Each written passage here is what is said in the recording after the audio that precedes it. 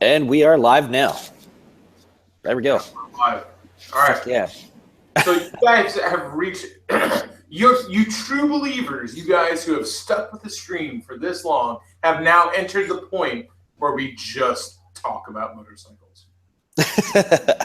Yeah, at like midnight my time. So This is when we boil it down. This is when we really fucking start talking about motorcycles. And it's a good thing, man. You know, it's general YouTube stuff and everything like that beforehand. But now it's like, it's really time to talk about bikes. yeah, man, that's what it's all about around here. And it's cool to be we're going to answer you guys' questions. So feel free to ask us shit. We will, we'll get to the best we can.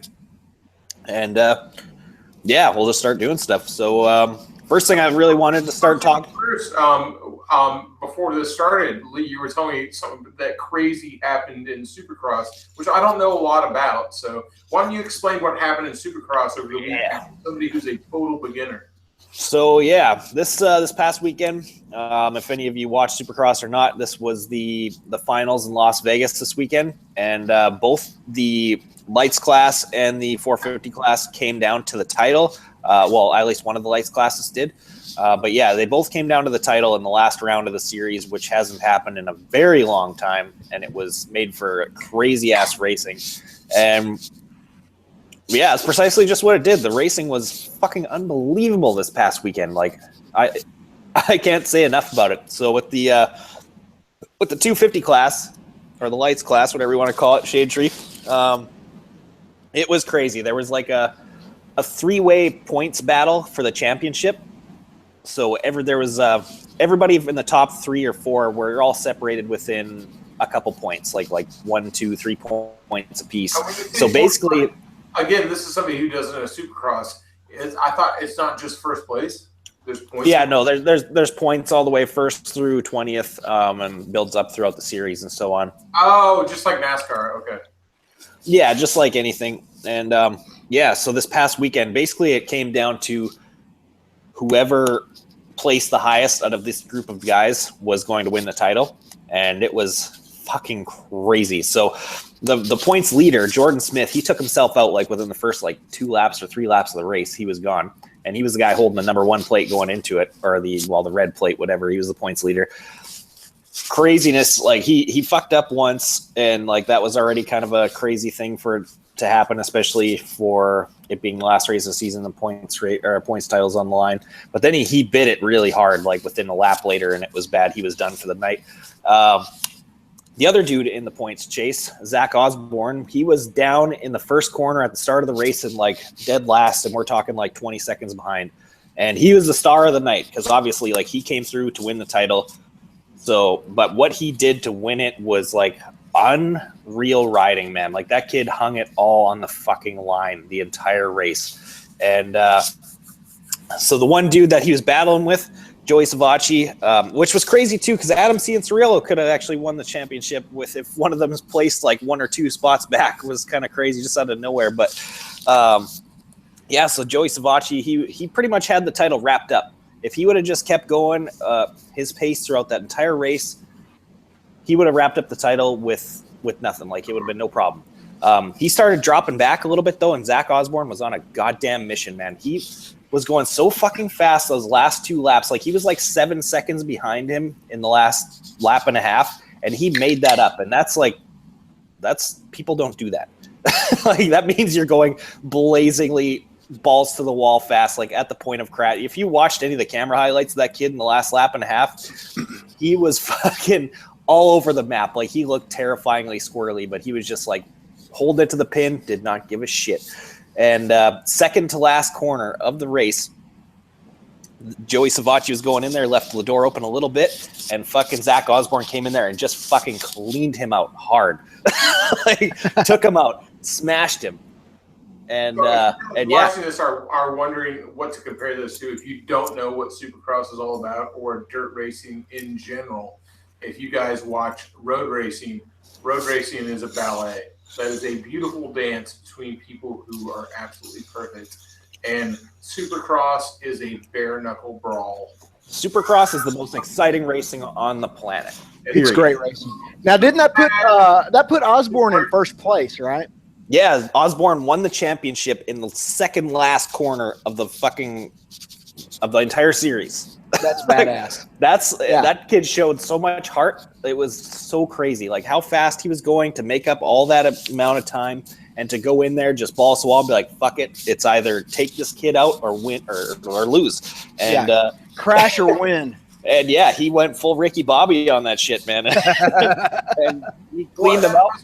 That's what I like about watching dirt ride. It's whoever takes the biggest risk. Yeah, and he took a lot of risk in those last couple laps to be able to come and win the championship, man. And he earned it. And tons of people were talking shit about how dirty that was and blah, blah. Like, you know what? That's racing. And that's if you're on the line for the second biggest championship in the entire world of motocross racing. You don't just be like, okay, I can't come in there and clean this guy out and whatever. Like, no, fuck that. You do what you got to do to win that thing because that's how history is made. That's how people are going to remember who you are. Within seconds. This is not a clear win. Yeah, like seconds. Yeah, it was crazy, man. Like I was standing up screaming at my TV that entire race. Like I was fucking losing my mind. And the 450s were no different, man. Between Ryan Dungey and Eli Tomac for the 450s, it got pretty hairy. Right on the last turn also, same thing. They both could have lost it at the end there. It was kind of crazy. There we go. It wasn't right now. Get Lee to SCMM. Holy shit, Gage Gonzalez, thank you. Let's make that a trending hashtag on something. Get Lee to SCMM. How much would it cost? Like realistically, so I know $3,000. It's $3,000. About $3,000. That's what it costs. That's what it's going to cost. Yeah, to go SCMM is $3,000. Yeah, so about $3,000 is my calculations, and that was my calculation in Canadian dollars. So I don't know what it'd be in American. Definitely a lot cheaper, but yeah, 450 class, man, was a pretty crazy deal too. Like right in the last corner, fucking Jason Anderson won that thing, which was kind of crazy. But the title got pretty nuts, man. Actually, I'm not a Ryan Dungey fan. I really don't like that kid at all, but I have a newfound respect for him. He pulled it off, man. Yeah. He actually, like him and Tomac went at it. They went at it hard that race. Molson. Don't worry, Jaeger Troop. I don't drink, man, at all. I don't drink. I don't do drugs. I don't smoke. I don't do shit. Well, I actually started smoking there for like a week, but I stopped again. And it's all bikes all the time. Don't worry, I do all the drugs that Lee Stuart doesn't. Yeah. Any of the booze and drugs that get offered me if I make it there are all just going to trickle down to Shade Tree. So either way, someone's winning. Charlotte Lottie, right on fucking point. Oh yeah, thank you. She's actually super cool. Merch, but here's a step towards Charlotte. Fucking thank you. Hell yeah, thank you. That's awesome. But yeah, I don't know if any of these other people in the chat watch Supercross or whatever. If you got any stuff to input on that you want me to talk about or us to talk about, feel free. That was like the most exciting racing I've seen in years. Did you notice that Charlotte? She actually contributed $10, so that's like $11.50. Holy shit! So Charlotte is from got to be English, right? Yeah, or UK or Scotland. UK, yeah. Yeah, I dig it. What a cool name though, Charlotte. How many girls you named that? How many girls you know that are named Charlotte? Like very few. Very few. Cool name. Yeah, I don't think I know any. I definitely don't. And I've come across a lot of girls in my time. Hey. But yeah, no, that was Charlotte. That sounds like a bad bitch name. Hell yeah. But yeah, no, I've been watching Supercross every single race every year since like 1996, I think. And that was probably the most exciting night of racing I've seen in the entire time. It was actually pretty amazing. So if you guys don't watch Supercross, YouTube the Vegas Supercross 2017, you'll be able to find both main events. And trust me, you're going to be hooked as fuck after that if you've never seen it before. So moving on, so we can all talk. Hey, hold that thought for a second. I gotta fucking drain the main vein. I'll be right back. Or start it. No. Just whip it out and let it go like Backroad does. Yeah. Do it right on the stream. Yeah. Yeah, no, it was Joey Turnage, have you ever seen a Supercross race in person? Yes, I have seen many in person, actually. I've been going to them off and on over the years since I was a really little kid. I'll never forget the first one, though. I can tell you that. The first one's like the one that'll stick with me forever because I was like 11 or 12 years old, meeting all my heroes and shit, and just the whole everything behind it. It was pretty crazy. That's awesome. It was always AMA Superbike for me. I always used to. I ended up covering some races during the early 2000s just because I was always such a fan and was so engaged with all of it. But back then, AMA Superbike was in its absolute heyday. It had network TV coverage every weekend. The entire series had big sponsors. All of the that was when like all the alcohol and tobacco sponsors were allowed, so it was kind of a big deal back then. They had a lot of money behind it. Yeah, exactly. And there was the factory teams. Back when they were Miguel Duhamel won everything probably back then. Hey, he had a good run. In the early 2000s, Duhamel started getting injured a lot though, and that effectively sort of ended his career around maybe 2005 or so. But Miguel Duhamel was a great racer, and he was also a really nice guy. Like, you want to talk about a guy who went out of his way, even when he was injured and in pain, and he was still out there on the paddock hanging out with the fans and talking to them, answering questions, signing autographs. I always had nothing but the absolute highest respect for Miguel Duhamel anytime I saw him. I remember when they did those late 90s, the Smoke and Joe signature CBRs. Fuck, those things were beautiful, man. Oh, yeah. Purple and yellow and white. Yeah, I remember drooling over those as a kid. I want to point out, like, in the side chat right now is Busted Nugs going. His sport bike helmet is signed by Miguel Duhamel. Nice. Very nice. That's awesome. I have a whole crap load of stuff signed by Miguel. Posters, a photo of me and him together. Not a photo of me and him together. I have a photo of me and him together, but then I have posters that he signed for me. And he also signed something motorcycle related, but I can't remember what it was. I've got it in all my crap in there in the closet. In the side chat, too. Big guy in the side chat, Zach Goes over there. Oh, yeah. What's up, Zach? I'm just reading Ride to Victory. Like that, he subscribed to you, Lee. He got the he comments a lot on my videos. Actually, that's awesome, man. He's got them crazy bicycle vlogs, man. Yeah, Zach Goes is a big guy. Oh hell yeah, Ride to Victory. That's cool. Sorry, it's taking me a minute to read this thing, but that's a pretty fucking awesome little comment there. Yeah, those were good days, man.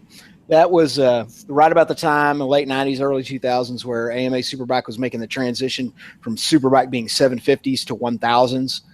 And there were some great rivalries and great racing. Those were good times. I hope we get those back in America someday.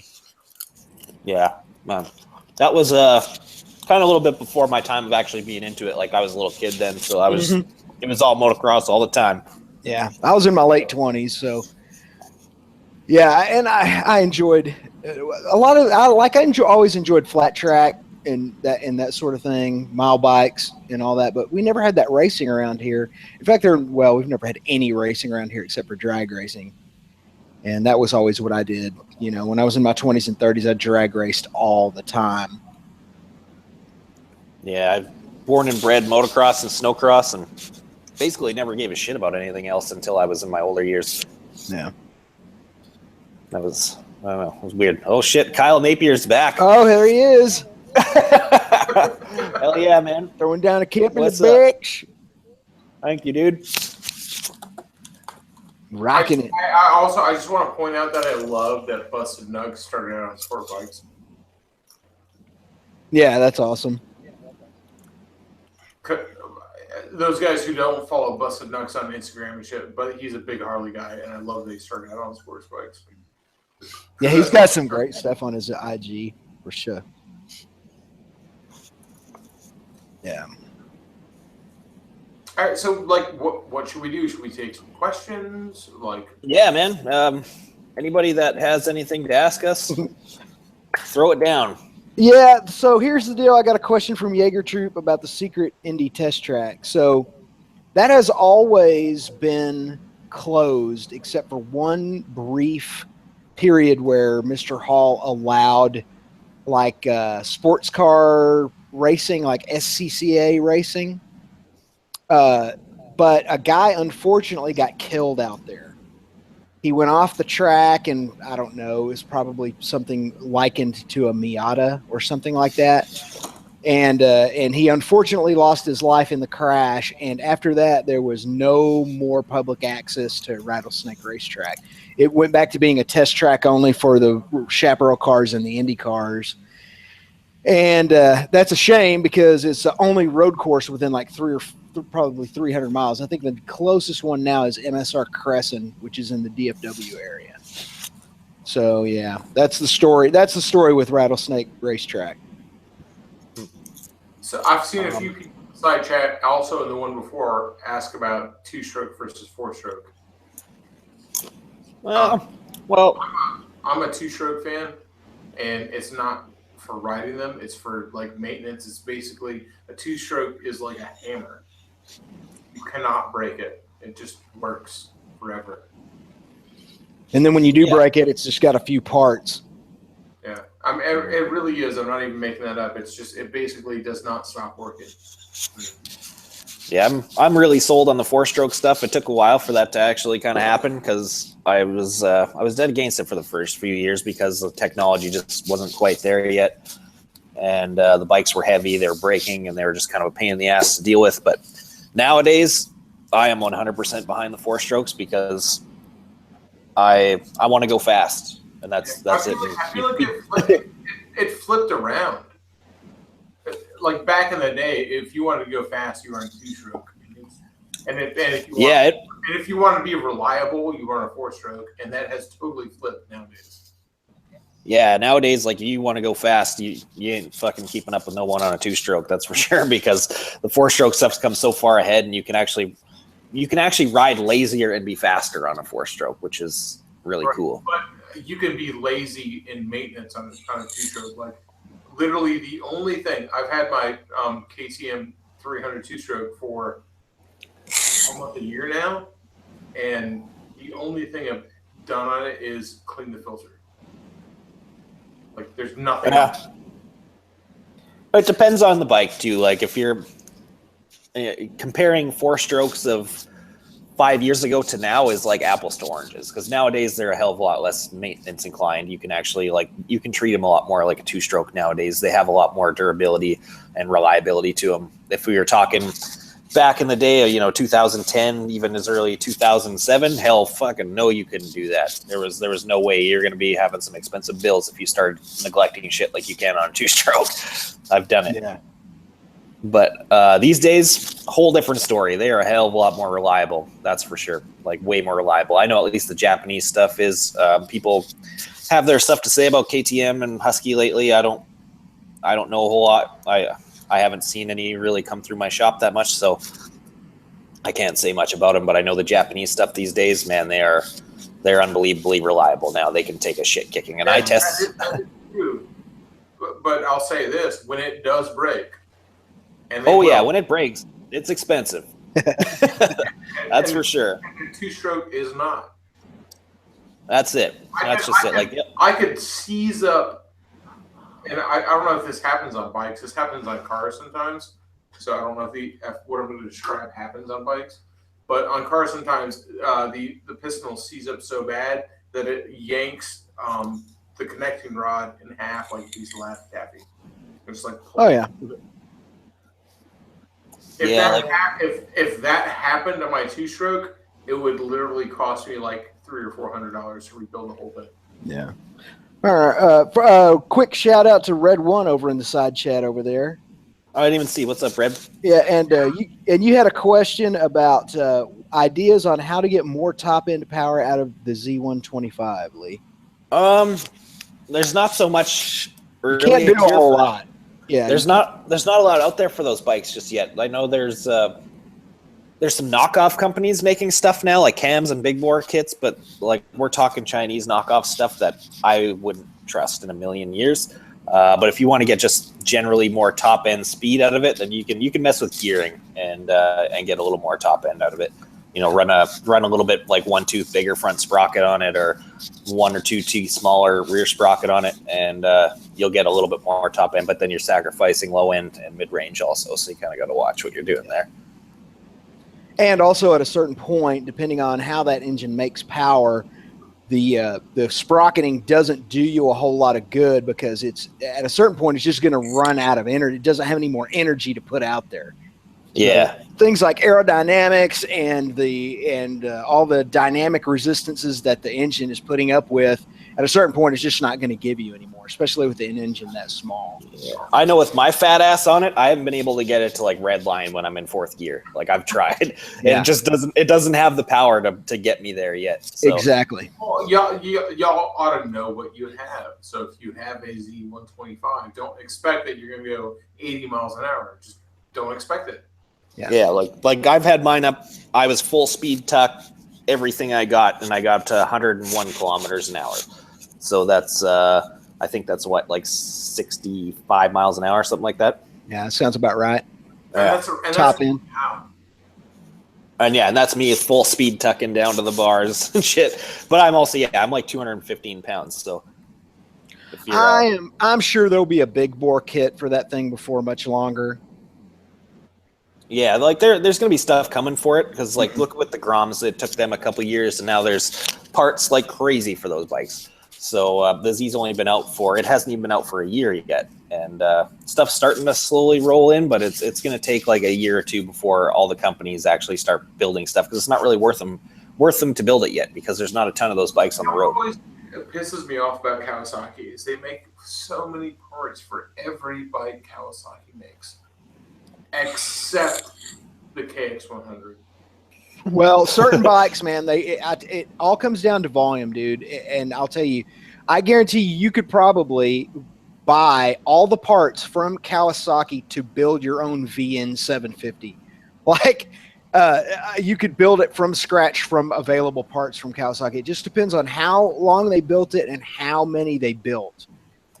Well, So, I know, but it's just like the Kawasaki KX100 is like the best bike. yeah, it's a cool bike. Yeah. But god damn, it's such a good bike for like a short girl. Like the best dirt bike. It's the best dirt bike. So that reminds me, not to change the subject, but have you guys seen that video by and Josh and I were talking about this earlier tonight before we went live on Neil's channel. This video is a couple of years old now, but I just discovered it the other night. This BMW franchise chain up in the northeastern United States, Connecticut area, they built an entire 1976 BMW R90S from the parts catalog. They went to the parts catalog and ordered 1,056 parts and built an entire motorcycle from the BMW parts catalog. Holy shit, I can imagine how much that cost. $46,000 retail. That's how good. That's BMW though, and guys who watch me will know that my dad. I use quotation marks. Sorry, actually, my dad, Richard, has a R100 RT and an R100 RS, both 80s models, and BMW makes parts for those bikes new. Yeah. Oh yeah. To this day, they make them. They have a factory that stamps out those parts brand new. Exactly. And that was the inspiration for these guys at this BMW company. It's a franchise chain up there, dealership chain. That was the whole inspiration for them doing it. They were like, do you realize that there's everything available in this parts catalog to build a 76 R90 from the catalog? And they were like, no way. And they were like, yep. And actually, they only came up short on 5 parts that they had to get used. The other 1,051 parts all came from 1,056 total parts that they used to build the bike. I'd hate to be that poor bastard doing inventory on that thing. Yeah. In fact, at the end of the video, one of the things they go out of their way to do is to thank the parts team because it was such a gargantuan task for them to do it. I mean, you have to go through all the exploded diagrams for that bike out of the service manual and order every freaking part for it. That's astounding. Yeah. That's crazy, man. Mm-hmm. Just real quick, and I'm sure Lee was about to do it, but we should give a shout out to Sawicki Speed Fam over there in the side chat. My dog. He's in good shit. I should text him if he wants in on this shit. He can. He's never done one of these yet. Let's see if he wants to do it. Yeah, you should get them in here. You know what? I'm gonna have to like order a hat from them because I don't own a bike that I can put anything that they sell on. But I like the logo. I like their deal. Like I gotta get a hat or something. You know. Yeah, they're the coolest, man. Those guys are super awesome, and they are huge supporters of what I do. The fact that they made that pipe, like I love that video. That was so fucking cool. Like that is people on YouTube come together, you know? Yep. Like that Totally. they made that pipe. Yeah, their channel is going so well too. It's fucking awesome to watch. Love that shit. Like we were just bullshitting one day about maybe you should start doing videos and stuff, and he's exactly like me. He's just like within the first day or two of talking about it, he just like went full overboard. He went and bought like a $300 piece of shit camera and was like, nope, fuck this, and just like went out and like all the possible gear he could get and just editing, practicing, trying to get better and stuff. And like, oh, that's pretty sweet to see. I for everybody watching right now, I think one of the things I thought was really cool about that whole scenario between Lee and Suiki Speed Fam was there was a video that Lee did about building his stunt bike. And Suiki Speed Fam builds Harley parts. That's why I can't order anything from them because they build Harley parts. But they built a custom pipe for his stunt build. I mean, right? Yeah. Yep. Yeah, we're actually talking about seeing if we can figure out a way to do one for the Z125 too. Hopefully, we got to figure out a way to get him a loaner bike to build off of though, because it's not going to be like the stunt bike where I can do some cutting and welding where I get it here. We're going to have to actually like, build it on the bike and shit and do it right. Kyle Napier, if you have large, beautiful legs like I do, if you're a BBM, that stands for big, beautiful man. This is the boot you want. This is the Garin SG12. Awesome boots too. It is large. It's got a wide footbed. And I'll tell you this, and like obviously I'm not sponsored by Garin or anything like that. I was gonna go with Alpine Stars because Alpine Stars makes an awesome boot. But if you're a big dude and you have size 13 or 14 feet like I do, chances are if you have size 14 feet, you've got a very wide foot, and that's what Garin does well. The foot is way wider. I've got size 14 feet, so the foot is way wider than any other boot, and it feels like wearing these boots feels like wearing a pair of work boots that I've broken in. They're amazing. So if you got big donkey dick feet, that's the boot you want. Yeah, they make great shit. I've always been kind of an Alpine Star fanboy myself for a long time, but I haven't rocked the SG12s before, but I remember the earlier SG models. I did them for 1 year because of a sponsor deal, and they were pretty fucking awesome. I was gonna buy Garen's, or I was gonna buy Alpine Stars because you recommended it. No, I was like that was going to be my buy, but because like buying a pair of boots, that's a Jesus fucking Christ. You know what it costs? Oh yeah, $500. Wow. That's no fucking joke. I know, like I said, Alpine Star Tech 10s up here is almost $1,000. Yeah, it's a fucking investment, but worth every fucking penny. Yeah. The reason like I'm such a hardcore with the Alpine Star stuff is because they got the inner boot inside there with a little ankle brace and shit in that shit, and I've got shit ankles on both sides, so that's gives me a little peace of mind. Yeah. But the only reason I went with the Garins over the Alpine Stars is that a lot of the reviews that I read on the Alpine Stars said that that they run narrow. Yeah. Which is great for some people. It's great for some people. I have like way wide feet. Like I have trouble with regular boots all the fucking time. It's so hard for me to find shoes because my feet are so wide. And that was why I went with the Garins, because a lot of people, or reviews I read, a lot of people said that if you have a wide foot, then Garen's the way to go. Well, I think Tyler's joining in this thing. Right on. He's asking how I can do it from his phone. Yeah, that usually sucks, but you can do it. Get him on a computer, man. You got to download Google Hangouts. Yeah, I'm texting him right now. If you're on Android, it'll work better than an Apple phone, from what I've been told. He's an Apple guy. Oop. That's all right. I am too. I'm on an Apple computer right now. All my computers are all Apple, but my tablets are Android. I'm weird like that. It works really good on my phone. It actually works better on my phone than my computer half the time. Yeah, dude, my Android and my Macintoshes communicate perfectly together. There's never been a problem.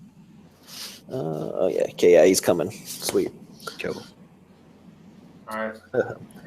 Yeah. And I want to get a real fucking fabricator in here like that. I want to ask some fucking like chopper questions, man. Yeah, I know, right? Like you guys usually ask me. I fucking love that video. That's what I want to build. Like I was so fucking jealous. It broke my heart. Like watching that video where Homeboy was talking about his FXR with the Ultima engine in it. Oh shit! Jamie the Jew's coming too. Right on. It's gonna be Jamie the Jew, and I was like looking at him talking about the FXR. I was like, that's what I want to do. Like that's the bike. Oh. Like so fucking.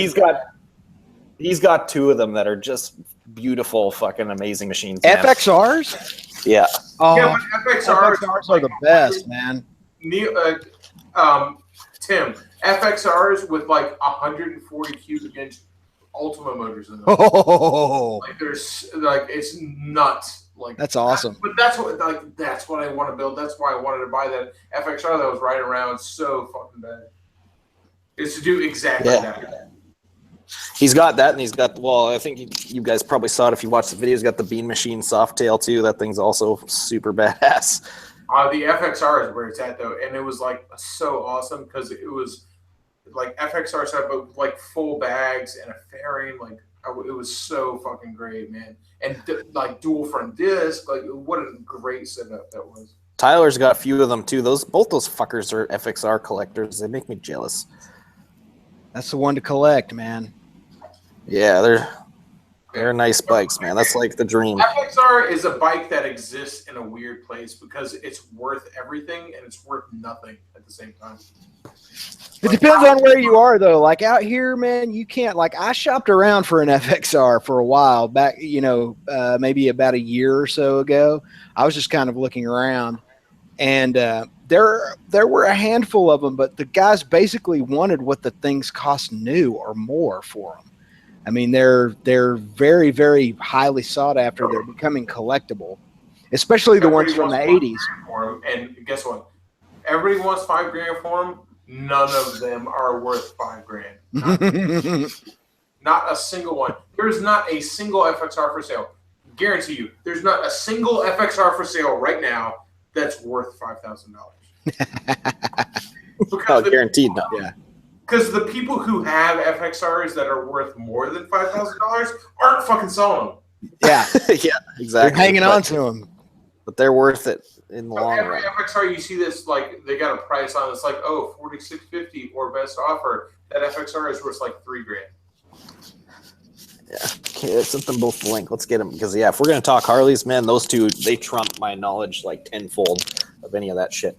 I want to hear him talk FXR too. God, that's a bike I want. So, god damn it. Yeah, Tyler's is fucking nice too. Talking about it right now is making the price go up. Did riding Waldo's FXR kind of give you the bug to want to have one? Oh my god, it killed me, man. It was so fucking great. That bike turns in so beautiful. Like it's like riding a sport bike. It's crazy. Here he is. We got Tyler. You can do Shriner circles on it. I could do like circles that you could put a ballet dancer in between on that bike. I'll turn my camera on for this too, I guess. Yeah. What up, guy? My God. Now we got a real celebrity here. Yeah. Yeah, right. We got the big cheese. And Jamie's the big cheese. He's coming. Is he? Sweet. Yeah, I texted him. He's trying to figure out how to do it, I think. Oh, man, that's going to take a while, maybe. Nice. What's going on over there? You in the shop? You doing stuff? No, I just came out here to grab my computer. Ah. We're in the heart of Wiki Speed / Speed Fam. Yeah. Here, tour. There's all of it. Whoa. So yeah. So anyone watching who doesn't know who this is Tyler from Swicky Speed, the owner. He creates the beautiful pipes that I run on my bikes, and many other people run too. He's a genius. If you have Harley pipes, you need some, get from him. Thanks, Lee. Far too kind. Yeah. We're talking Harley stuff right now, and I was like, fuck, you need to get in here because you know way more about this shit than I do. What are you guys talking about? There was some FXR talk going on. I love the seats they make, that stripper gripper. What a cool name, too. Jamie named that. We're going to turn my other light on. The stripper gripper. Yeah, right? I feel like that's the name. Like, if you're going to put a seat on your Dyna, it's the stripper gripper.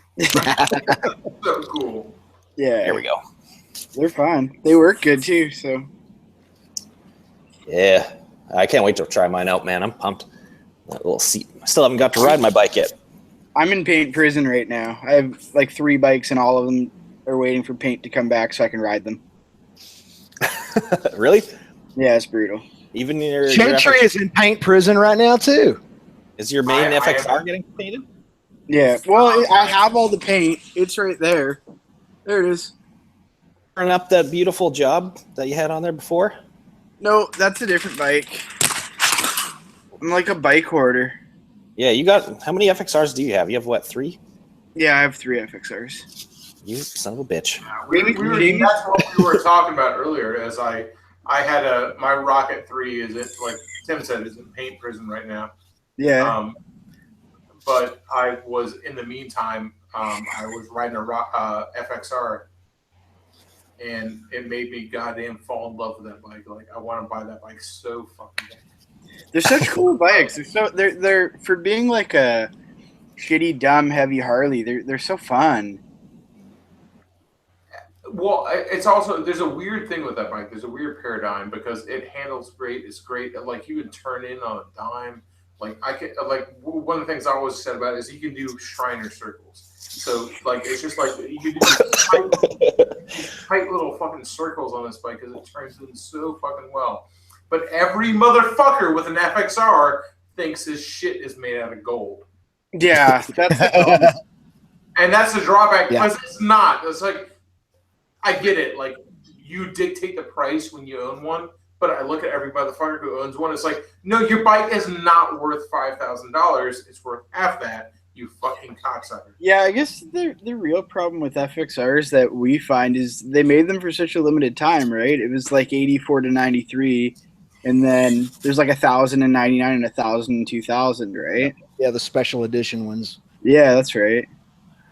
So it's like the farther you get away from that, the more valuable they get, right? What was that that police edition one they did back in the day? RP. Yeah, there's one here, and the dude's got it sitting in the box of a truck. It says scrapyard, just sitting there. It's been there for like 2 years. Yeah, it's been sitting in the box of a fucking junk truck at a scrapyard for like 2 years, man. And I've gone in there more than once asking to see what he wants for it, and he's like, I don't even know. Come back later. And I was here like 3 times in the last year, and you told me to come back later. That's awesome. I always do fit ups like right on the bike. So I always end up buying all the different controls that they make for me. It took me like a solid year to find FXRP controls, and when I finally found them, they were like $900 US. It was crazy. Yeah. I can only imagine if that dude like looks up what that, because it's like pretty minty and it's all there. So if this dude looks up what that bike's worth, I can only imagine what he's gonna fucking ask for it. Lee, Dustin Johnson asked a great question that needs to be addressed. I feel like, especially from you, FXR versus Dyna. I don't know, because I've only ridden one FXR before, and it was like a bone stock, kind of a Waldo situation, kind of a rattle trap fucking FXR. So compared to my Dyna, it felt like a piece of shit, but the bike felt super nimble and agile. So I know if I did the same steps to an FXR that I did to my Dyna, it'd be FXR hands down. Yeah, when I was riding, and I've ridden a lot of Harleys, but when I was riding Waldo's FXR, it kind of felt like It was like the perfect difference between a Sportster and a full-size bike. Yeah, they have kind of a geometry that is almost Sportster like. Like look at right here, you can kind of see it on this photo right here. You can kind of see where it's got that sporty. That was some Jedi shit. Oh, I'm looking at all kinds of FXRs while we're talking about this. That just was the one I had most recently in this other browser window. Yeah, but I'm telling you, man, they do have that quality about them. I agree with that. Yeah. It's just like, it seems like the perfect mix. It's like just the perfect frame. They have kind of an interesting story, like what they were trying to do when they designed the FXR, right? Let's hear it. Get into it. That's what I said. Like when I was writing, that's Eric Buell's first contribution to Harley. Yeah. The idea was it was supposed to go after some of the big Japanese bikes, which it didn't touch them obviously because it was slow as shit compared to them. But the idea was it was that Harley that could turn and stop, you know. Mm-hmm. Right. And it could. Dave Surrey says there's the Jews engine in it. Now it can. Yeah, there you go. Yeah. Dave Surrey says there's an 86 FXR here in Vancouver for $32,000 with a Sawicki pipe on it. Well, it's worth 32 because it has a Sawicki pipe on it. If he asked that yesterday, it would be beside me. That's the Jew's bike. Is it? Yeah, it's one of his bikes. Which one? It's that RD that was in the last vlog. Oh yeah. The one he just finished up. Yeah. He ended up with two bikes that he just finished building, and yeah, he just wants to sell one of them, so he has two just dialed FXRs. But yeah, the other one, that one's more up my alley, all the carbon fiber and stuff. Oh my god. Yeah, Olin's front end and stuff on it. It's pretty cool. Oh yeah, I've had some soggy dreams about that bike. When he texted me a picture of those wheels, I was like, "Fuck, I hate you right now. I gotta go change my pants." Yeah, they're crazy. That shit's nuts. Way out of my league too. Like what do those wheels weigh? They're like a pound a piece. They're pretty light. I think they're a couple pounds. They're in sport bike territory, right? Yeah, they are sport bike wheels. They're just adapted to it. But yeah, they're only they're under 2 pounds a piece. I know that. That's pretty crazy. Oh, he's asking how the hell to get in here. He's not real tech savvy. Yeah, I'll get him. He's like, invite me in. I sent him the link to it. Natalia just sent me a text. She's like, "You seem grouchy."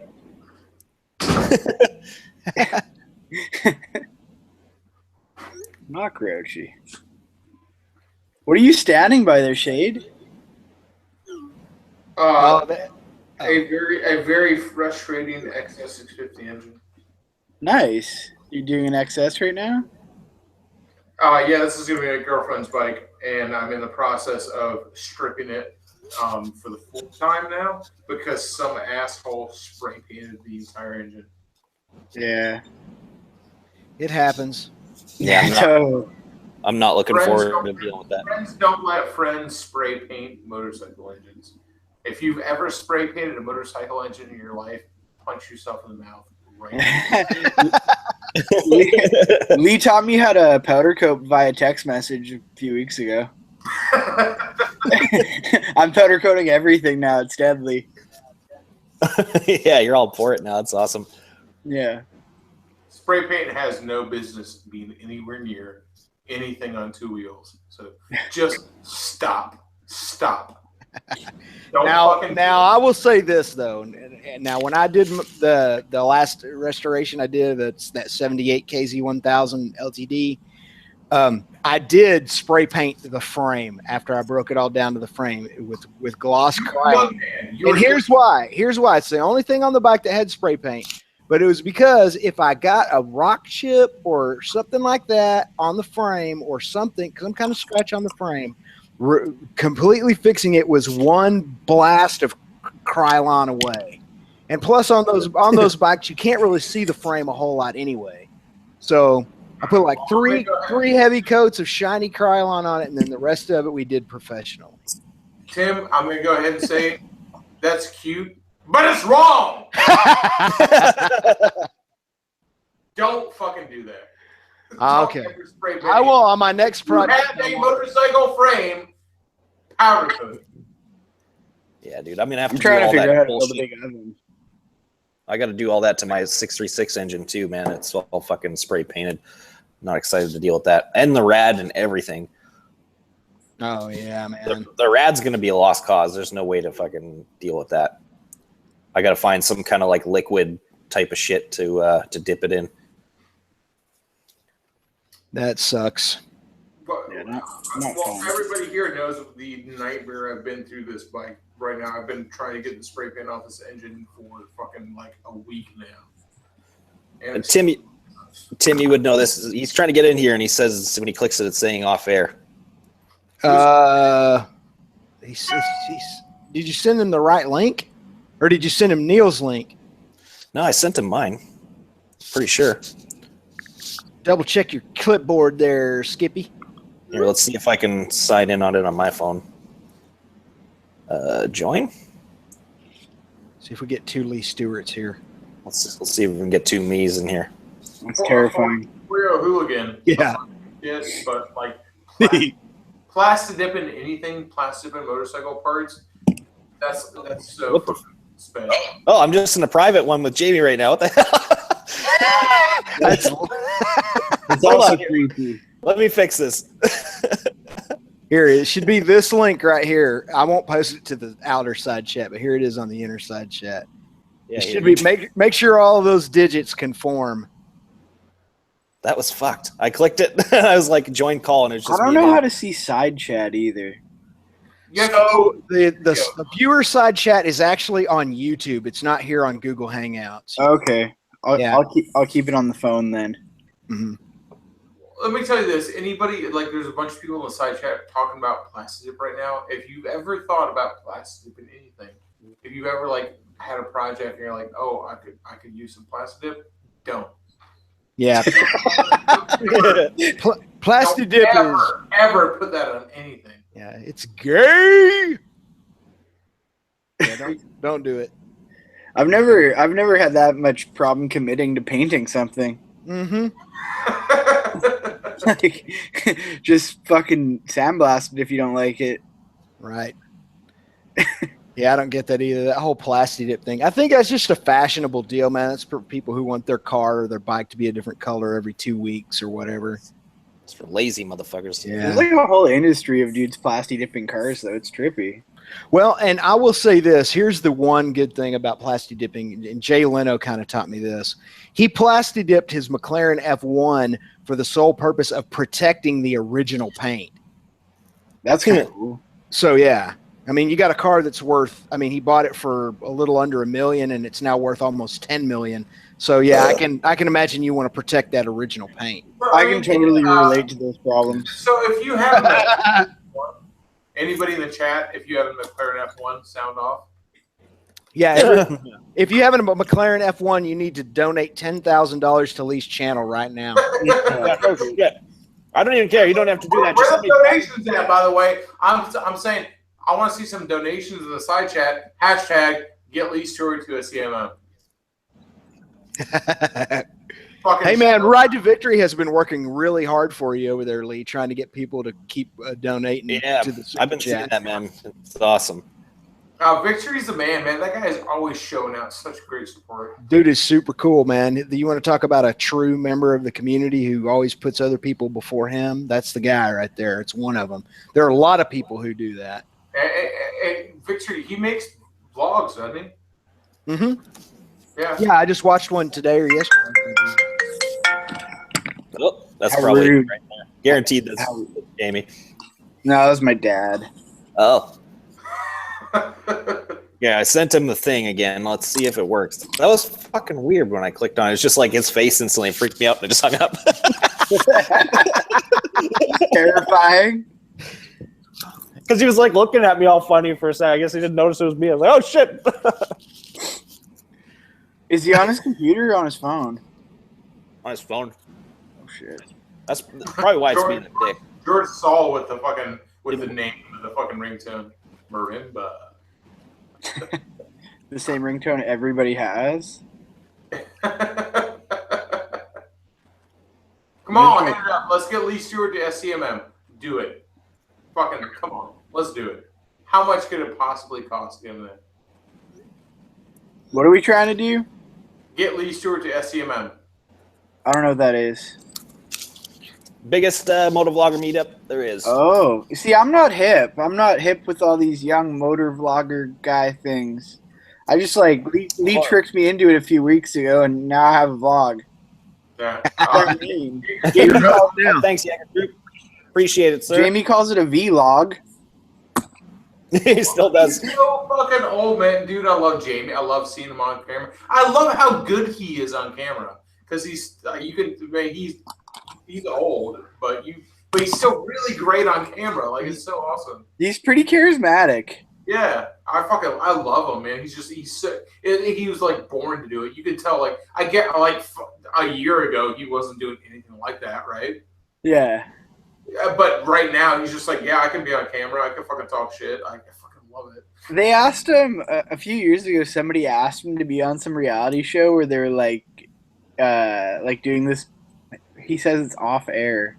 Anyways, a few years ago, they asked him to do this thing on like this pawn shop show, not Pawn Stars, but like a Canadian version. And he did it. And they were like, it was like totally staged and shit. It was the funniest thing ever. He's like this big biker guy trying to buy a Vespa. Like, what? I don't know. I was talking to him about riding the Z the other day too. What he'd look like on that would be hilarious. He's trying to convince me to build a little mini bike track in my backyard right now. Yes. My yard. Oh, I'll never fucking leave. I'm warning you right now. I'll never leave. The shop takes up most of my yard, so. All right, let's give one more shout out to Jaeger Troop. Yeah, thank you, sir. That's fucking glorious. He's a fucking man. Right on. Yeah, man. Yeah, if we can make this happen, I'll be there. Yeah, I want to fucking see it, man. I want to get drunk with you, Lee. Well, okay, so you don't drink anymore. I want to get drunk, and then you can take me home. Yeah, you can ride double on my bike, and we'll do wheelies. I love people who don't drink.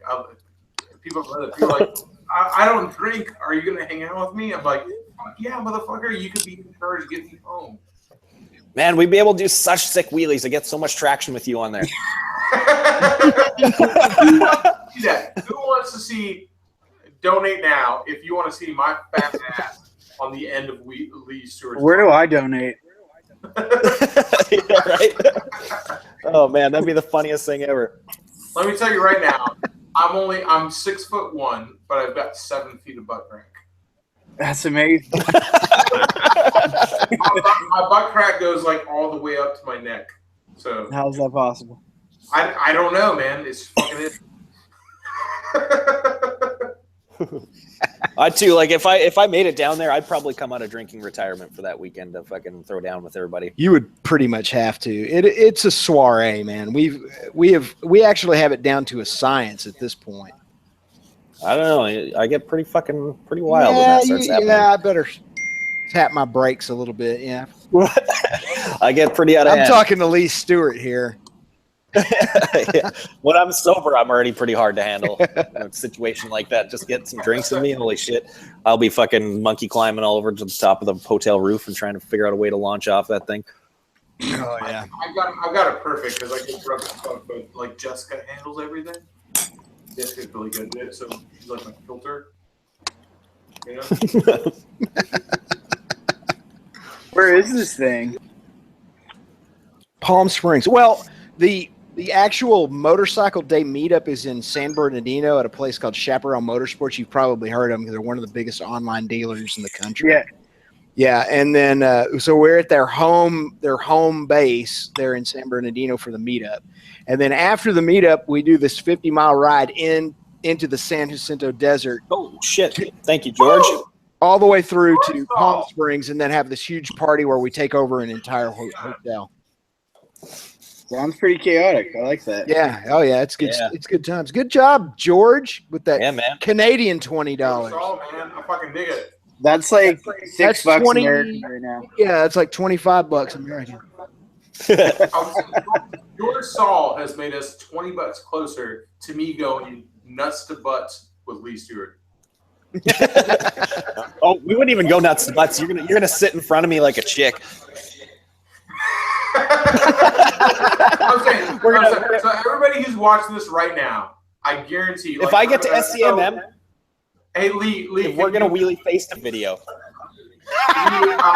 Lee, let me ask you this: can you wheelie a stock street glide? Oh, I haven't tried, but I probably could. 100% stock street glide. Totally could. Mess up the bags. That's what I'm renting. I've got it rented for a week. Sweet. So that's what, like, everybody watching this, like, Lee and I are going to be on a stock street glide, wheeling together. If you're both on it, it'll be no problem. Have that weight ballast, you're good. I'm just saying, if you're gonna donate, that's what you're donating towards. Lee Stuart, shade tree surgeon, stock street glide, pulling wheelies. And by the way, I already rented it, and I'm getting full insurance, so it doesn't matter if you rent it. Well, hold up. Are you getting it through Eagle Rider though? Huh? Yeah, Eagle Rider, full insurance. Yeah, but it doesn't matter. The full insurance only goes up to a certain dollar amount, and then you're responsible there. If you wreck it, you still got to spend $1,000. It's $1,000. Yeah, $1,000. That's what it is. Yeah. Pacey Moto. Thank you, sir. Pacey Moto has actually been in the Dirty Shane. Really? Yeah, he came down last month, and he came down and fucking hung out. It was awesome. That's fucking cool, man. It is. That's something else I need to do. I need to go visit that place. I just want to ride dirt bikes with you. I don't give a fuck about going to your bar. Please do, but it's like I would love for you to come down here and teach me how to ride dirt bikes. That's what I would. Holy shit! I don't even know how to say that. El Gali. I can't pronounce that. Whoever you are, thank you. You fucking rule. El Gali. There you go. Al wants to see me go nuts to butts with Lee Stewart. I'm gonna I want to do that like Lee. So it's like if we're like facing each other, like my leg is under one leg and your leg is over, like crossed, like facing each other. We'll use we'll do it legit. Like seriously, like we'll use the slow-mo feature on my camera and the gimbal. We'll do the full Kanye video, man. It'll be awesome. We'll make it just look super sexual and glorious. It'd be. I'll just say, like, be prepared for this. I weigh a lot. You don't even know how much I weigh. Like, I know I look. I know, like, come on, I know what's up. But I weigh 320 pounds. Holy shit! You got 100 pounds on me. So be prepared for this one. That's going to be a heavy wheelie. That's like 500. That's 550 pounds of people right there. That's a hard landing. I'm tall, so. Yeah, me too. 10 more quid. Holy nightmare! Thank you, sir. Nightmare wants to see nuts to butts.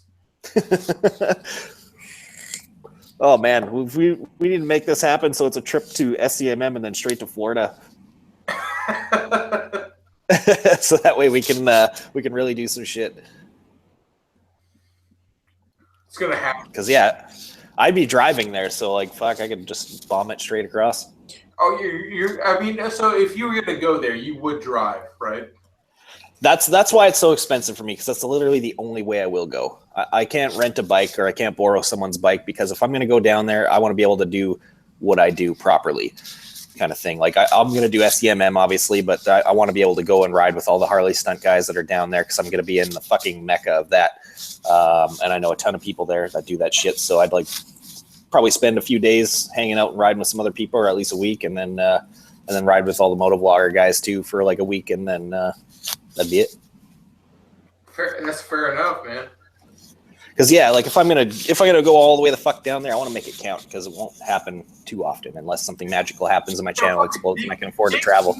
Dig deep in your pockets right now if you want to see Lee Stewart drive his fucking shitty F-150 down with his shitty fucking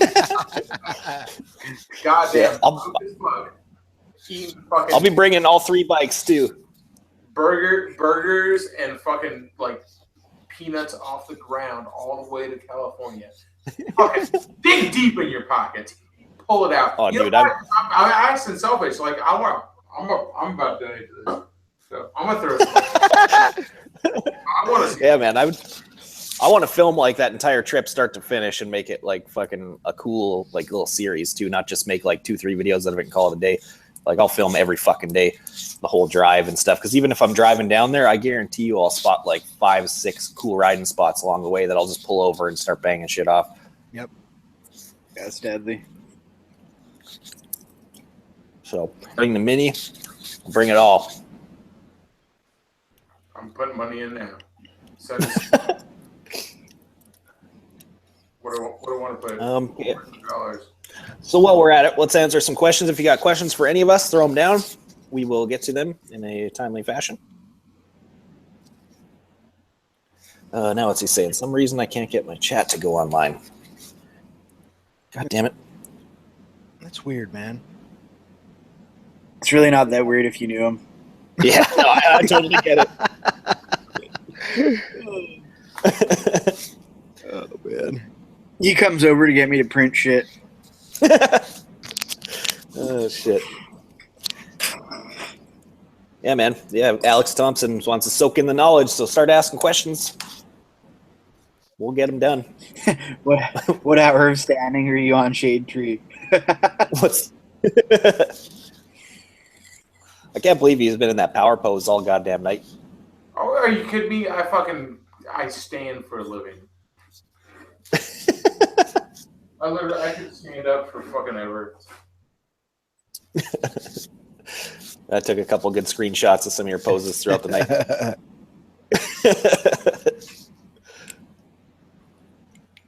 Okay, here we go. We got some. Oh yes, Lee Films. Thoughts on the Baja 1000? Thank you for asking that Fuck question. yeah, Baja 1000. Yes, literally my dream of life, like before I die, bucket list is to race the Baja 1000. With you. I don't care what it's on. Like obviously, a motorcycle is going to be the most practical for me, even though that's the least thing I'd like to race in the Baja 1000.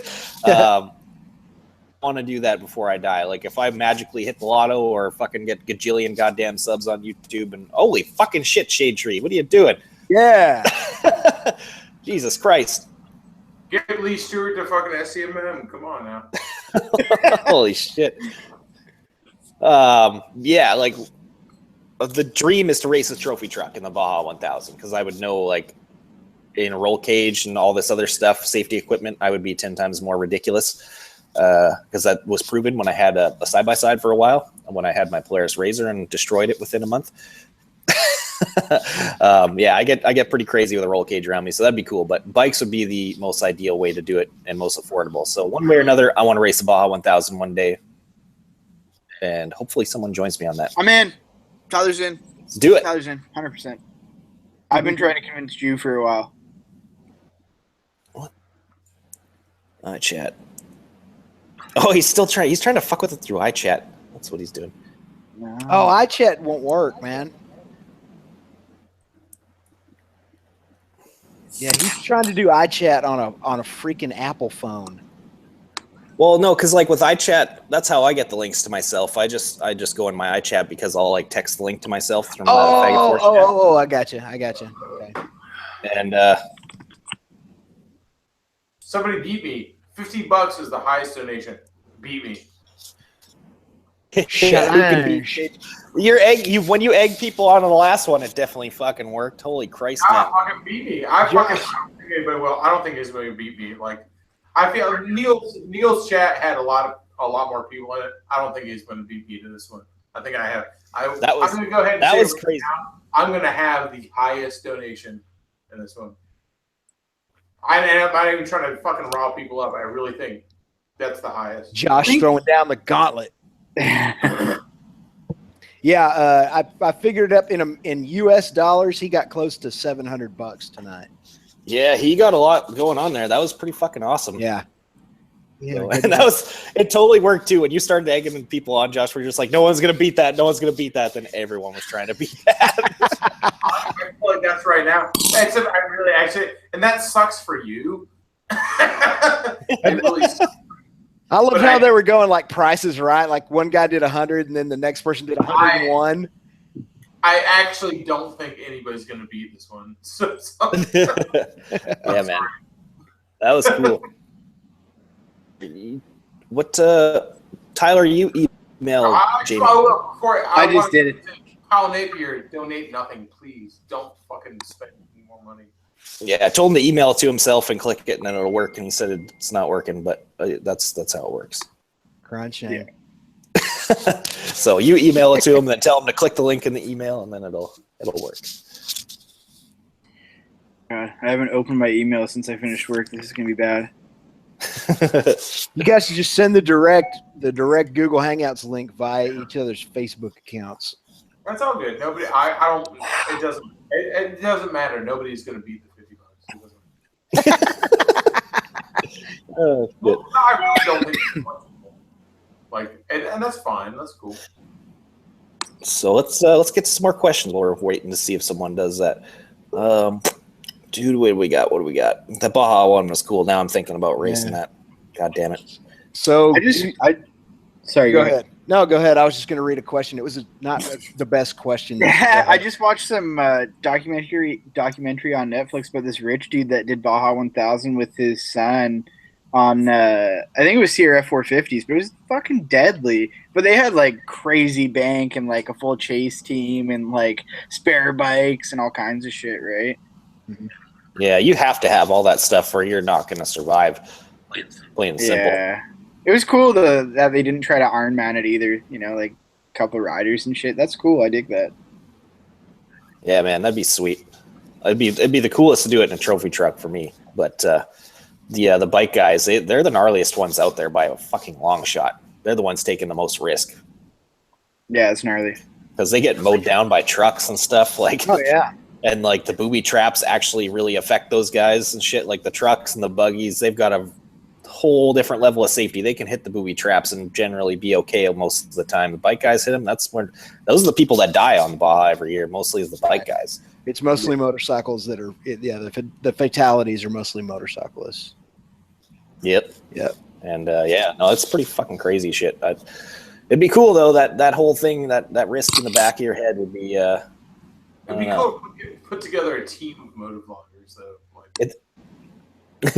Just a bunch of motovloggers to race the Baja. Yeah, like a team though, because like doing it by yourself, like come on, but like a team, like putting together like 10 people to do the Baja, that would be fucking righteous. I'm not saying I couldn't do it, but I would like to. I couldn't imagine the kind of shape you got to be in to like start to finish the Baja like on your own, because there's guys that do that. Wow. Yeah, I have no idea. Like those guys are in some crazy fucking physical condition that's unheard of. I'll tell you that truck guys sometimes, because all the truck guys have a whole team, and there's like dudes who do dirt bikes on it, and like it's just one dude. Yeah. My aunt, my aunt by marriage, my mom's brother's wife, she raced Baja racing in the 70s. She never did the 1000, but she did those smaller desert races that they have that go into Mexico from like Chula Vista and all that. And she actually got lost out there one time, and she almost died from dehydration, as they didn't have really good tracking of everybody. And she got out there and got mixed up, took a wrong turn and got lost and didn't know where she was. And they finally found her, but she was certainly worse for wear. So that whole thing still has all of its, especially the 1000, it still has all of those same elements, man. It's a dangerous race.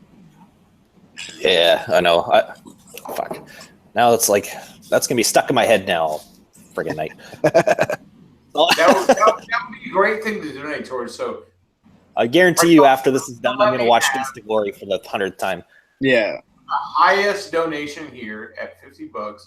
Let's get us all to fucking Baja 1000. Somebody fucking donate.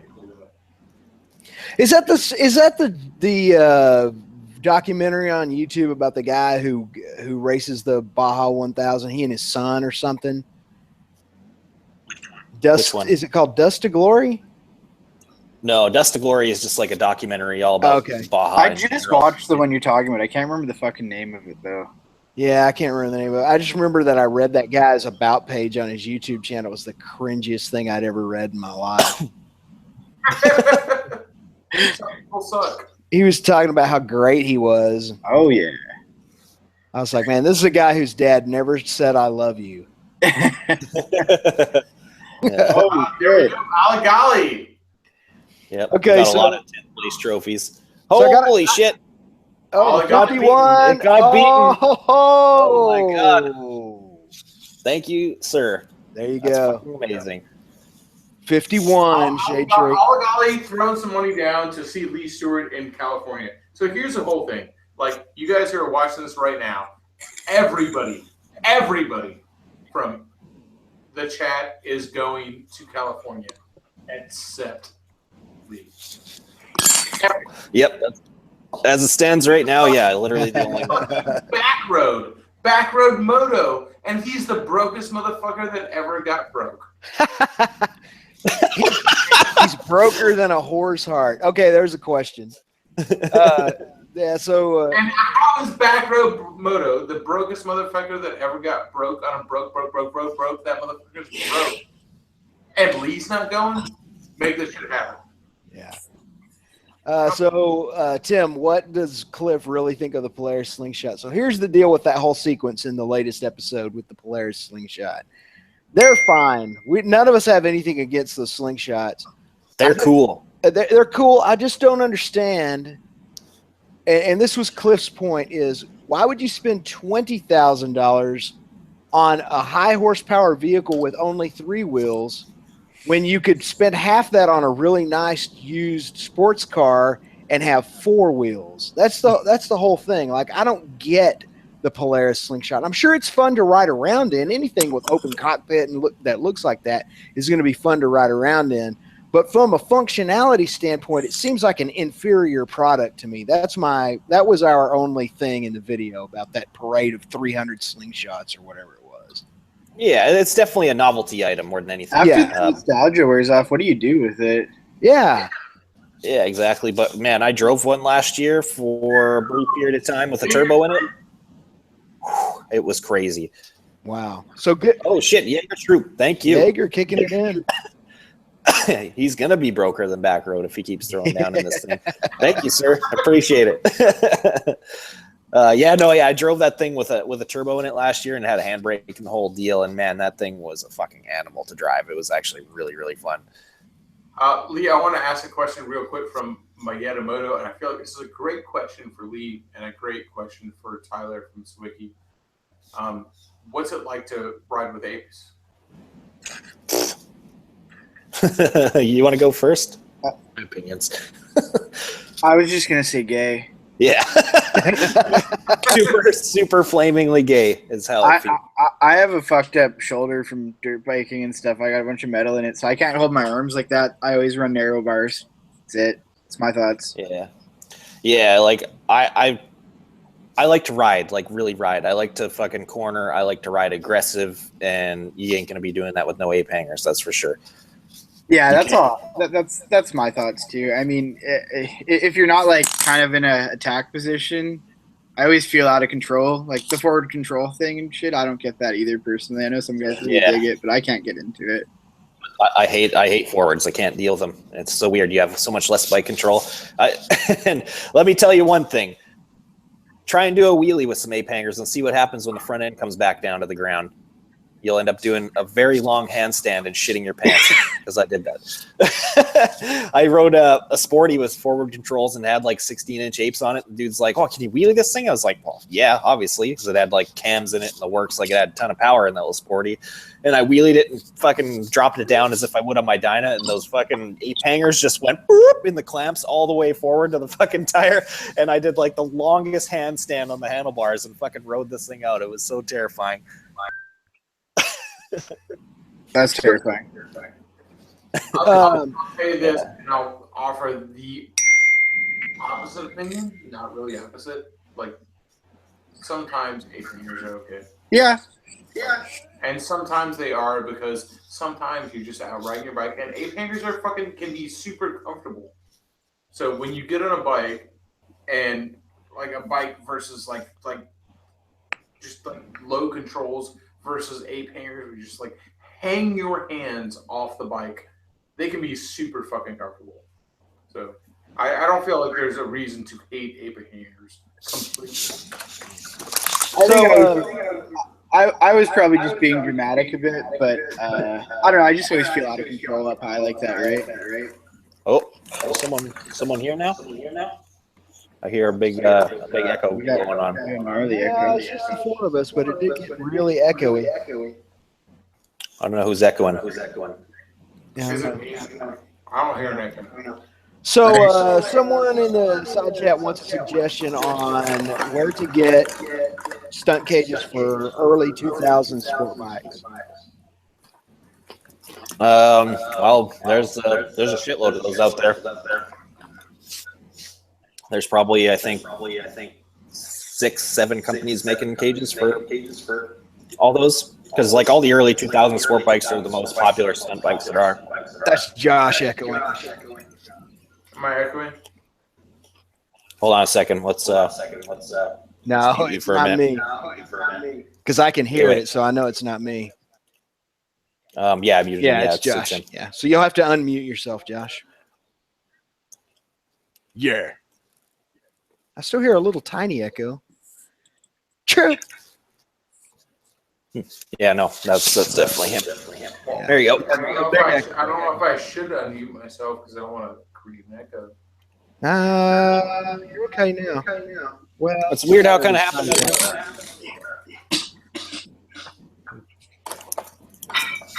Yeah.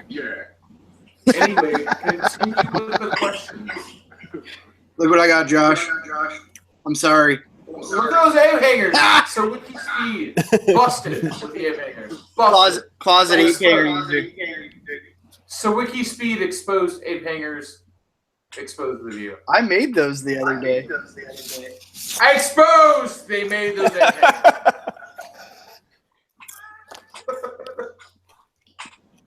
Sorry. Oh man.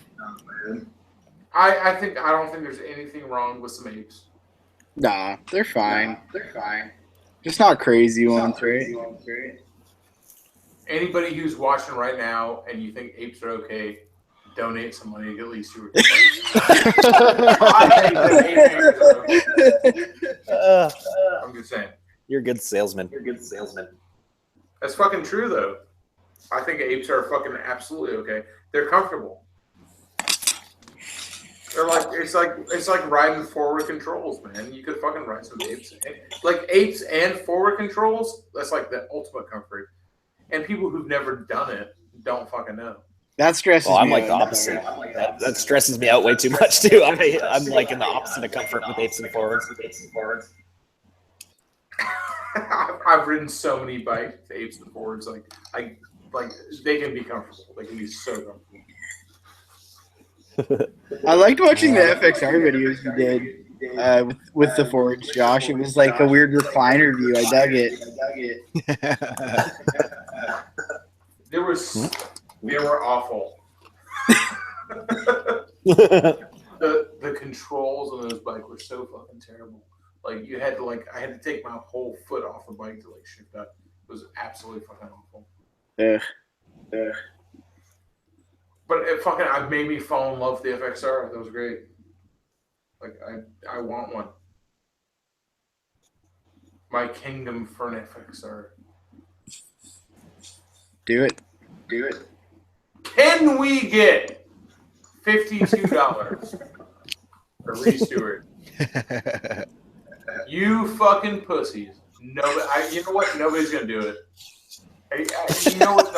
Actually, I fucking believe this. I'm like, nobody's actually gonna do it. That is the thing to do there, Miko, is get an older Sportster, either an 883 or a 1200, and put that big bore kit in it. Yeah, those things rip. Yeah. The 1250 is like 100 and something horsepower. And that bike's only like 550 pounds. Yeah. Shreds with all that power in it. This echo's driving me crazy. Yeah, that's going to be Josh. Let's go ahead and mute him. Yeah, that took care of it. All right, all gone. Yeah. So, Josh, when you come back, you're going to have to unmute yourself again. Poor guy. I'm gonna try to see what's going on with you, because he's funny as shit. And Yeah, man. He sent me a picture of like he's loading the app on his computer to he get sent in that to me too, but that was like 15 minutes ago. You don't need a app Fucking on your work, man. computer. Oh, It doesn't man. work. Fucking What? bullshit. What's going on? This fucking shit is stupid, man. It's this fucking thing. No matter what I do, fucking click on this thing right here. Fucking goes to this bitch. Okay, still ain't doing shit. And then tells me please fucking wait. Then tells me to do this shit. Install a page. Shoots it over there.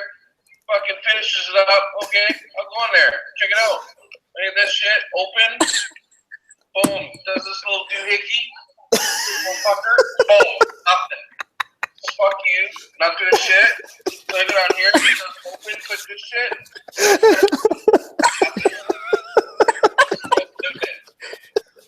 You don't have to upload any apps on a laptop, though. You just use Chrome. Huh? Can you just open it on Chrome? Did you try Chrome? What's Chrome?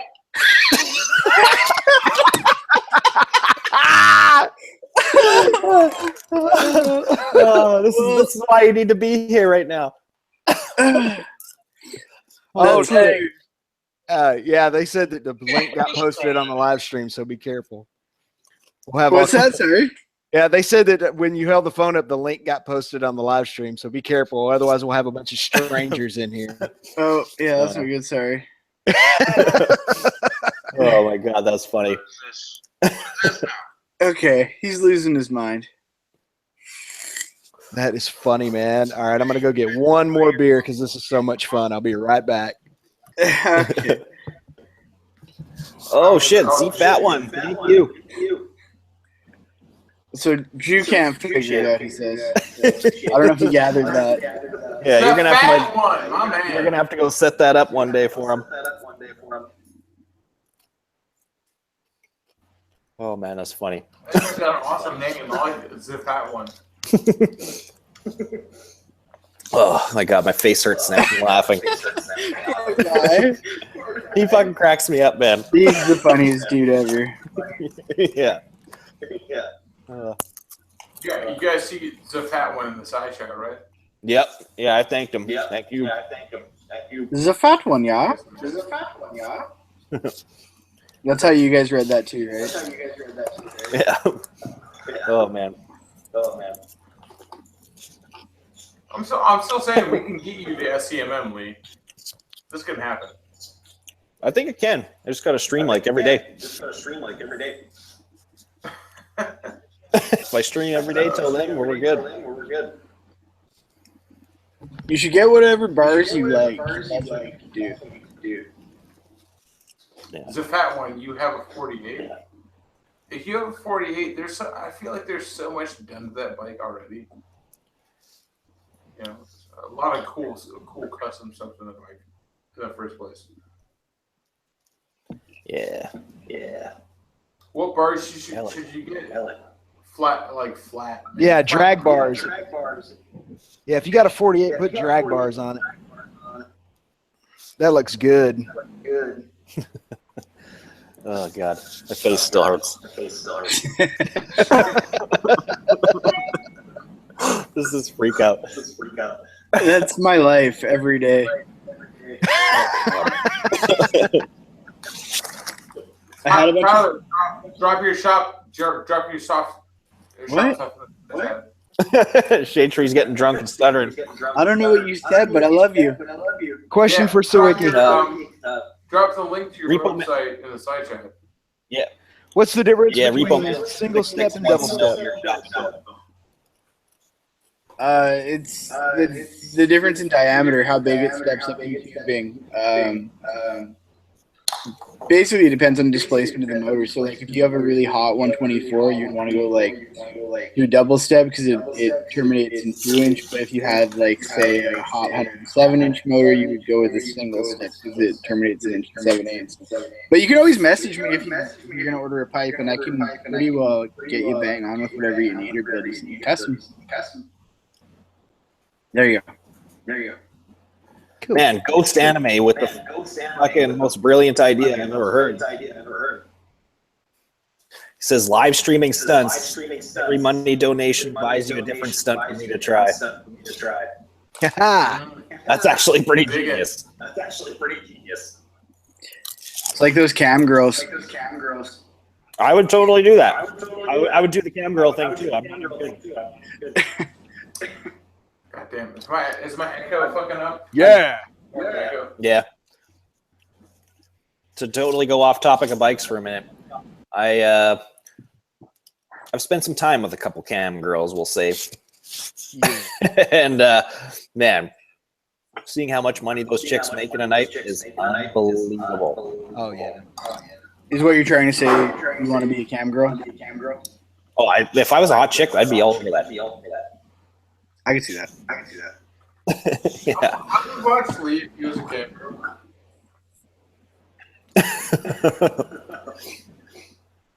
But yeah, that's actually a Ghost. You got a cool idea there, man. I would totally be down for doing that. If people would fucking be into that idea, I'll do that. I'll try some different shit that I've never tried before and put my ass on the line.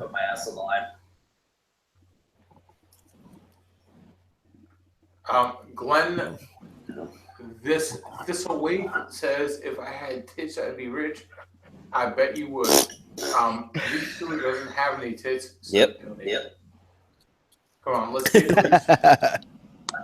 Get Lee Stewart some FreshTitties.com. and that'll be a good thing, man. Like get somebody who has no titties to SCN. Some That's cool.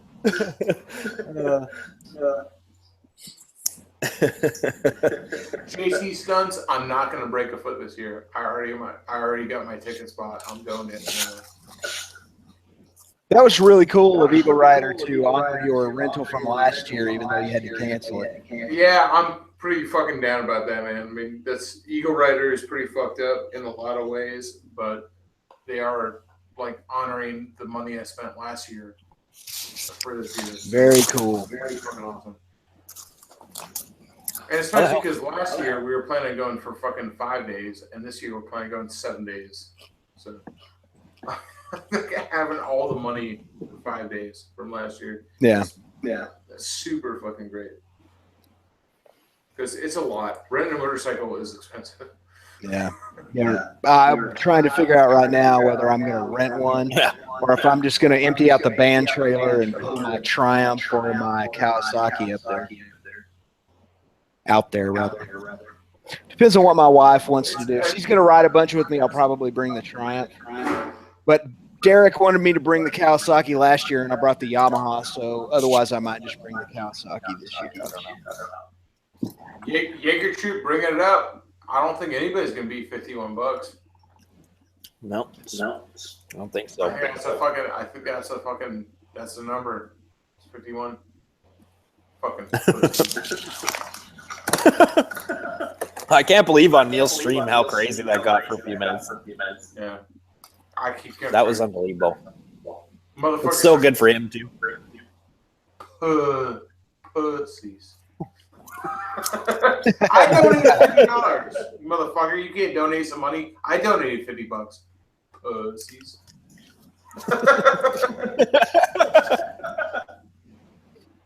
Did you turn your speakers up or some shit?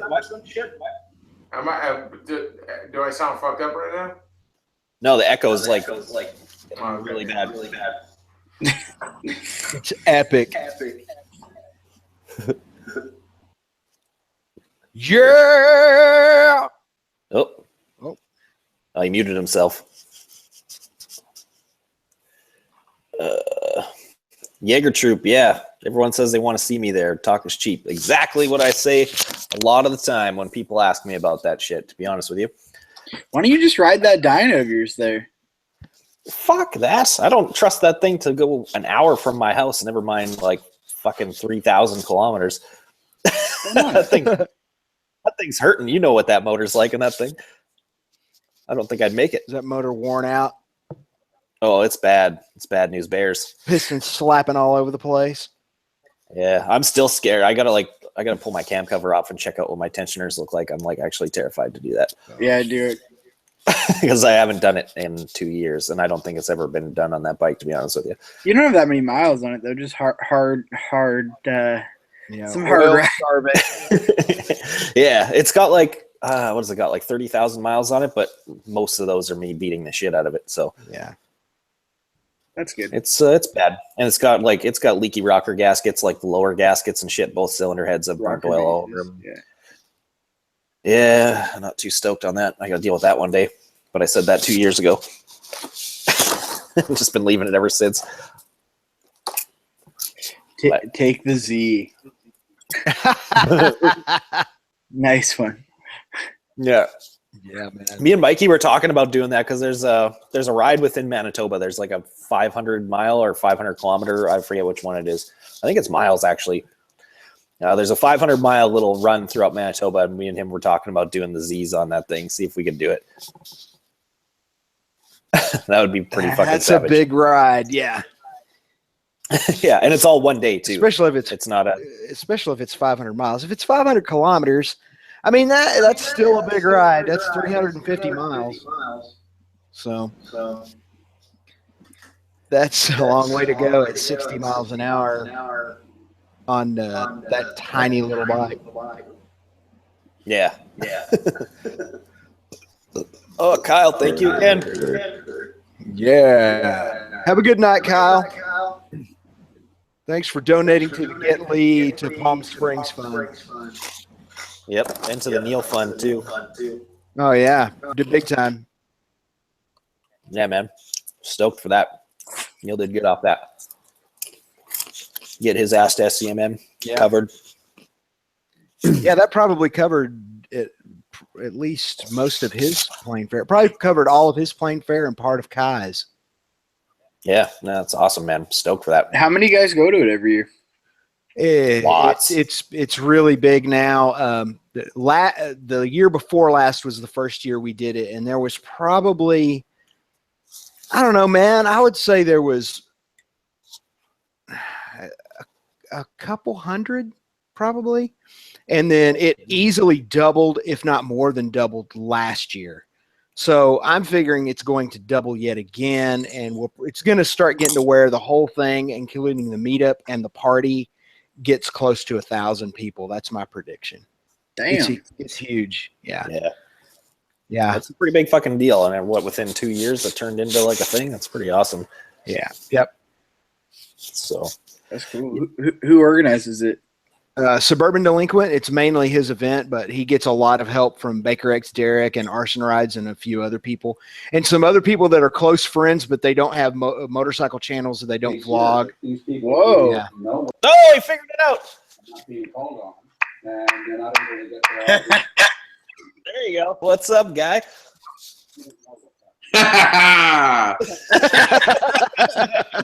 Holy fuck, man, that was like a battle. I don't know how I did it. Fuck. So what the fuck are we talking about? I don't know, just random bikes and shit. I love random bikes and shit. Yeah. Anything to do with bikes, man. Pick your topic. Yeah, we're just throwing down whatever people are asking us, or we're just bullshitting half the time. Whatever you want to talk about. Somebody just asked a Dyna question in chat a few minutes ago. They said, will preload adjusters help stiffen up my forks a little bit, or should I just buy springs on my Dyna? Get springs. Yep. Preload will only do so much. Yeah. Yeah, it's just gonna affect your ride height. You're not gonna get any extra stiffness out of it. Right. I think me and Jamie both run Race Tech internals usually, right? Yeah, that's what I got too. Yeah. I've got what am I running? The 0.90 kilogram springs, I think.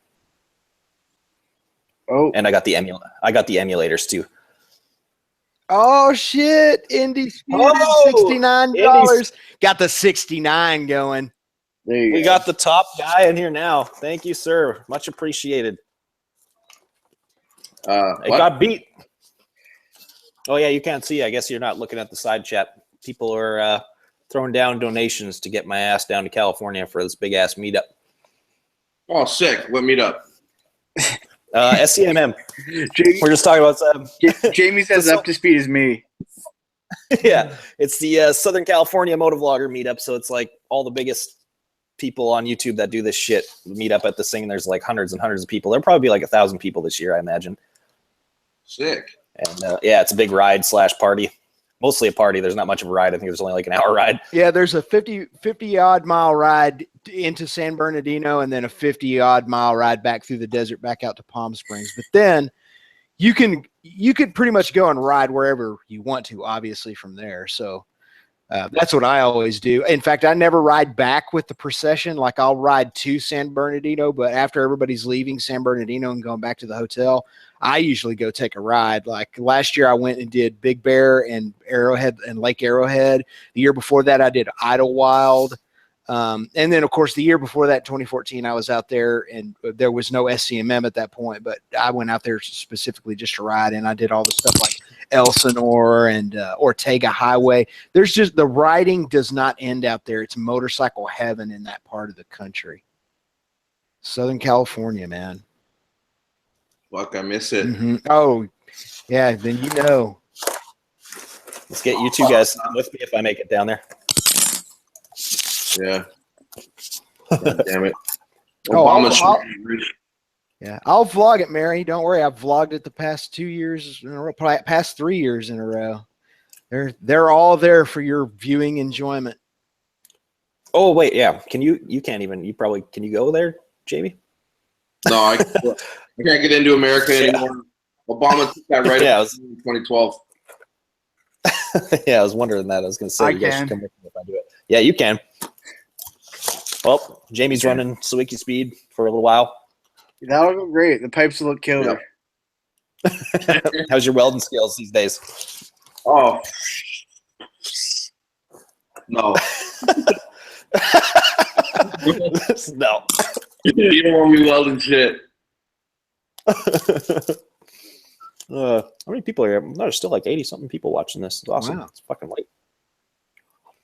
So if you guys have shit to ask us, throw it down. I know people are asking stuff and we miss it a lot of the time, so I apologize for that. But yeah, throw down some stuff so we can keep talking and answering your shit. Tyler, on your Dynapipes, if I order them, can they be made with no O2 bungs? Yep. Just have to let me know, because otherwise they get O2 bungs. Everything gets O2 bungs unless I know.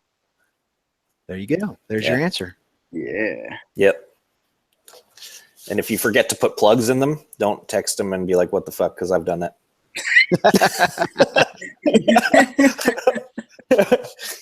When I put my pipe on for the first time, I forgot to, like, there was a plug in the rear one, but not in the front. And fucking, I put it on my bike. I was like, this pipe sounds like shit. What the hell? I text them like, what the hell's with this thing? I'm like, oh, wait, hold on a second. Sorry. Yeah. I get some really fucked up install questions.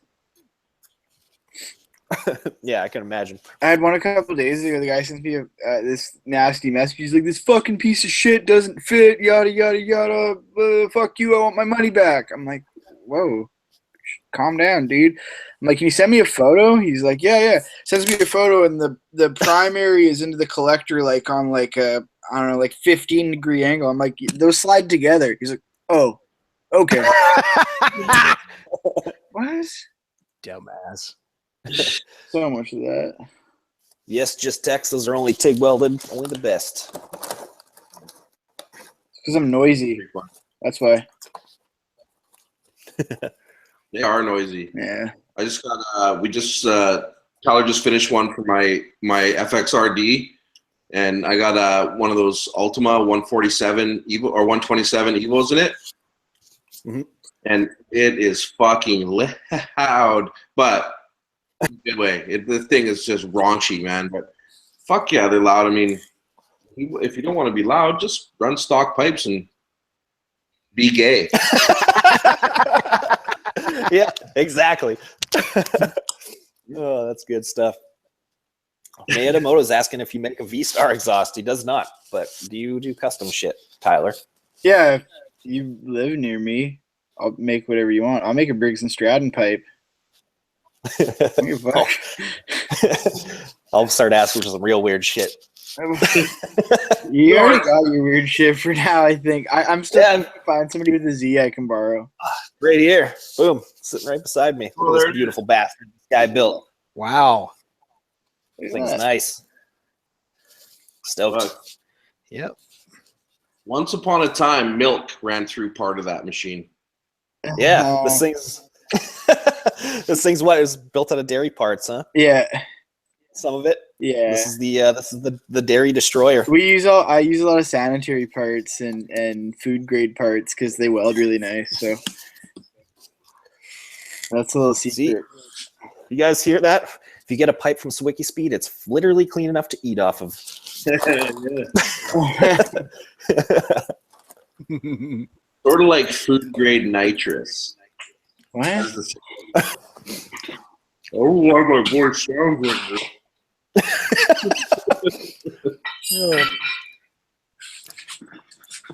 What's he doing? Pie. What do you got? All right, I'm looking for. Did I have him featured the whole time? Oops, I thought that was only on my screen because he was saying some shit earlier. My bad. Fixed That's it. awkward. I had you as like the main thing for probably like the last 20 minutes. Put the self-conscious guy on the screen. I don't even like. I can't sit in convertibles. I get all fucking anxiety ridden. Thanks for that. Yeah. Miko wants to know what 1200 or 1250 kit would you suggest for the Sportster? I like the Hammer. There are actually a couple of good ones out there, but I've heard a lot of good things about the Hammer. Yeah, them S&S makes a good kit. Yeah, S&S is real good, yeah. I think NRHS and Hammer are the guys, though, right? Mm-hmm. Yeah, as far as I know, yeah. Zippers makes a nice kit, too. They're both in Colorado, right, Tim? Hammer is. I don't know where S&S is. I thought S&S was on the West Coast, but I don't. No, maybe not. No, S&S is in Viola, Wisconsin, but I think NRHS is. I think NRHS and Hammer were the same company at one point, and they split because they offer all the exact same kits. Okay, yeah, they basically are sharing each other's patents. They probably split the patent rights or something. Yeah, I don't know. Yeah. People are asking to see this little pipe once more because I had your face on there instead of the pipe. So here you go. You can look at it through my caveman internet. This is like, I watched one of my streams before and it looks like I'm fucking a Taliban streaming from a cave. It's so bad.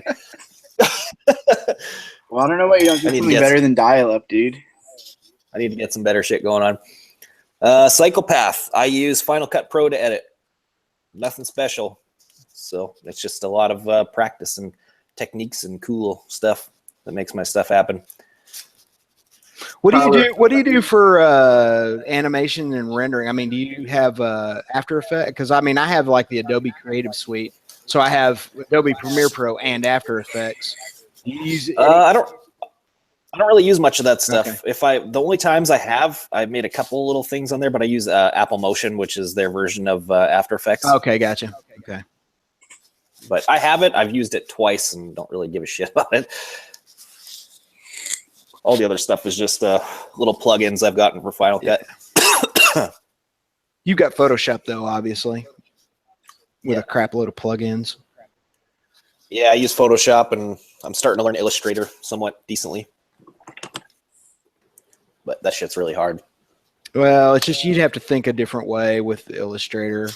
I've used it for so long for so many different things. It's just a matter of you still think in layers, but the layers are different. It's not only layers, but it's groupings, and you get it. And there's no raster, there's no pixels. It's all just vector lines. So you keep working with it, you'll have it in no time. The stuff you've learned in the last year alone, man, you can learn Illustrator no problem. I knew nothing about computer anything until I decided to start a YouTube channel. So it's been a year and a half, 2 years, and I've learned all this fucking editing and camera shit and fucking Photoshop and all this crap that goes into it. So much. Oh yeah, it's a constant thing. I'm considering adding another camera right now. I have a little bit more of an excuse though, since I have a bit video business, but I am thinking of getting. I'm thinking of that AX100. I'm not entirely sure yet, but man, that is a really good camera, and it's small. Oh, the Sony, RX100, the Sony, the AX100. Oh. Yeah, it's a. You'd look at it and you think, is that pro or is that consumer? It kind of looks prosumer, but it's pro. See if I can find a. When Tyler decided we were gonna do some vlogging, it was fucking, let's get a camera, let's get another camera, let's get 2 more cameras, let's get a drone, let's get another drone. You got a lot of shit. This guy's just as bad as I am. Yeah, he is. Like, I started off with just a GoPro and stuff, and then I got like one little point and shoot camera and realized what I could do with that, and was like, oh shit, now I need this, all this shit too, and fuck, it just never ends. But we go for lunch from the fucking shop, and he's like, hey man, let's just pop into Best Buy for a second. Next thing you know, we're spending a G-Note on fucking GoPros. I'm like, holy fuck. Yeah, it'll take your life over before you know it. Yeah. So what's up with your guys' new video? I haven't seen one in a little while. What's going on there? I've been a little tied up the past week. My kid had some health stuff going on, so I think we'll shoot one this week.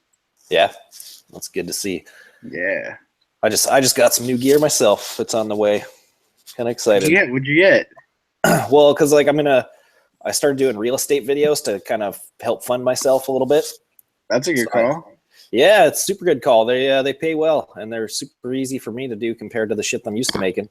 So I got a big ass wide angle lens, a really nice wide angle. Fuck, that thing was expensive, and I got a really nice slider too, like a pro level slider. Rad. So now do you still have your? Did you have the Typhoon drone or did you have a DJI drone? I can't remember. Yeah, I've still got the Typhoon piece of shit, but I hate that thing with a passion. I can't wait to get rid of it. Ideally, I should have used that money to buy a drone for myself, but now with our drone laws here, I couldn't have used it for commercial shooting stuff anyways. So yeah, I'm not supposed to use mine for commercial shooting either because it's registered as a private drone, as a personal drone. But yeah, now with our drone laws here, I hear that. Yeah, I mean, yeah, our drone laws are fucked now. Oh yeah, ours they don't care too much. It's kind of like back in the 70s when you used to have to get a CB license. Yeah, now now you can't, like, no matter what you are, if you're commercial or personal, you can't fly within 100 meters of any building, person, or animal or any of the shit. So basically, you can't fly a drone unless you're in the middle of buttfuck nowhere by yourself. No. Yeah, and there happens to be nothing near buttfuck. There's no way that's nothing even possible. Yeah. Boy, I tell you what, leave it up to Canada to fuck up everybody's good time. I can't believe because they were so cool with it for the longest time. We didn't have to do all that shit like you guys do with FAA and all that stuff. And then all of a sudden, just like, bam, they smacked us like with the fucking worst. I still fly that fucker everywhere, though. Yeah, like when I get mine, I'm going to do it for my personal shit. I don't give a shit. Give me a ticket. Go ahead. Well, one thing I've noticed with mine is that I do try to fly it in safe mode as much as I can, just simply because I don't want to violate any airspace laws. But I figured out that in addition to like Class B airspace and all that other kind of stuff, it also marks off certain restricted zones around places like prisons and military installations and other sensitive government areas. And that makes sense. It'll show you straight. I mean, it'll show you straight up on the screen on your phone. They're a big red area, and if you try to fly into it, the little chick will tell you on your phone, "Restricted area, returning to home," or something like that. Well, how the fuck are you supposed to drop off fucking drugs and porno magazines to your homeboys in prison with those kind of? That's exactly right, man. I don't get it, man. It doesn't make sense. The world's gone crazy. You can't even drop off drugs to your imprisoned buddies anymore. Right? The funny thing is, Jew is serious.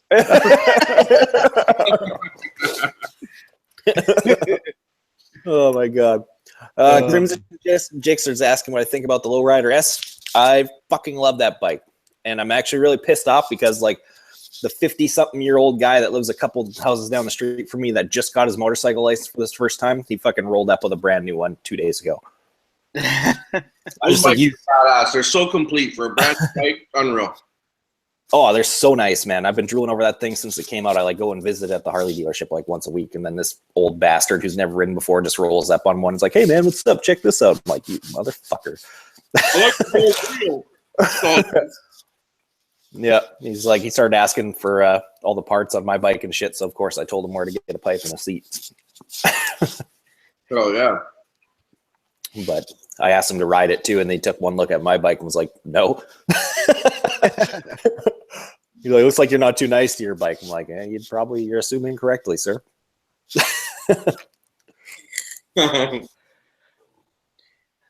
Yeah, more questions, guys. Feel free.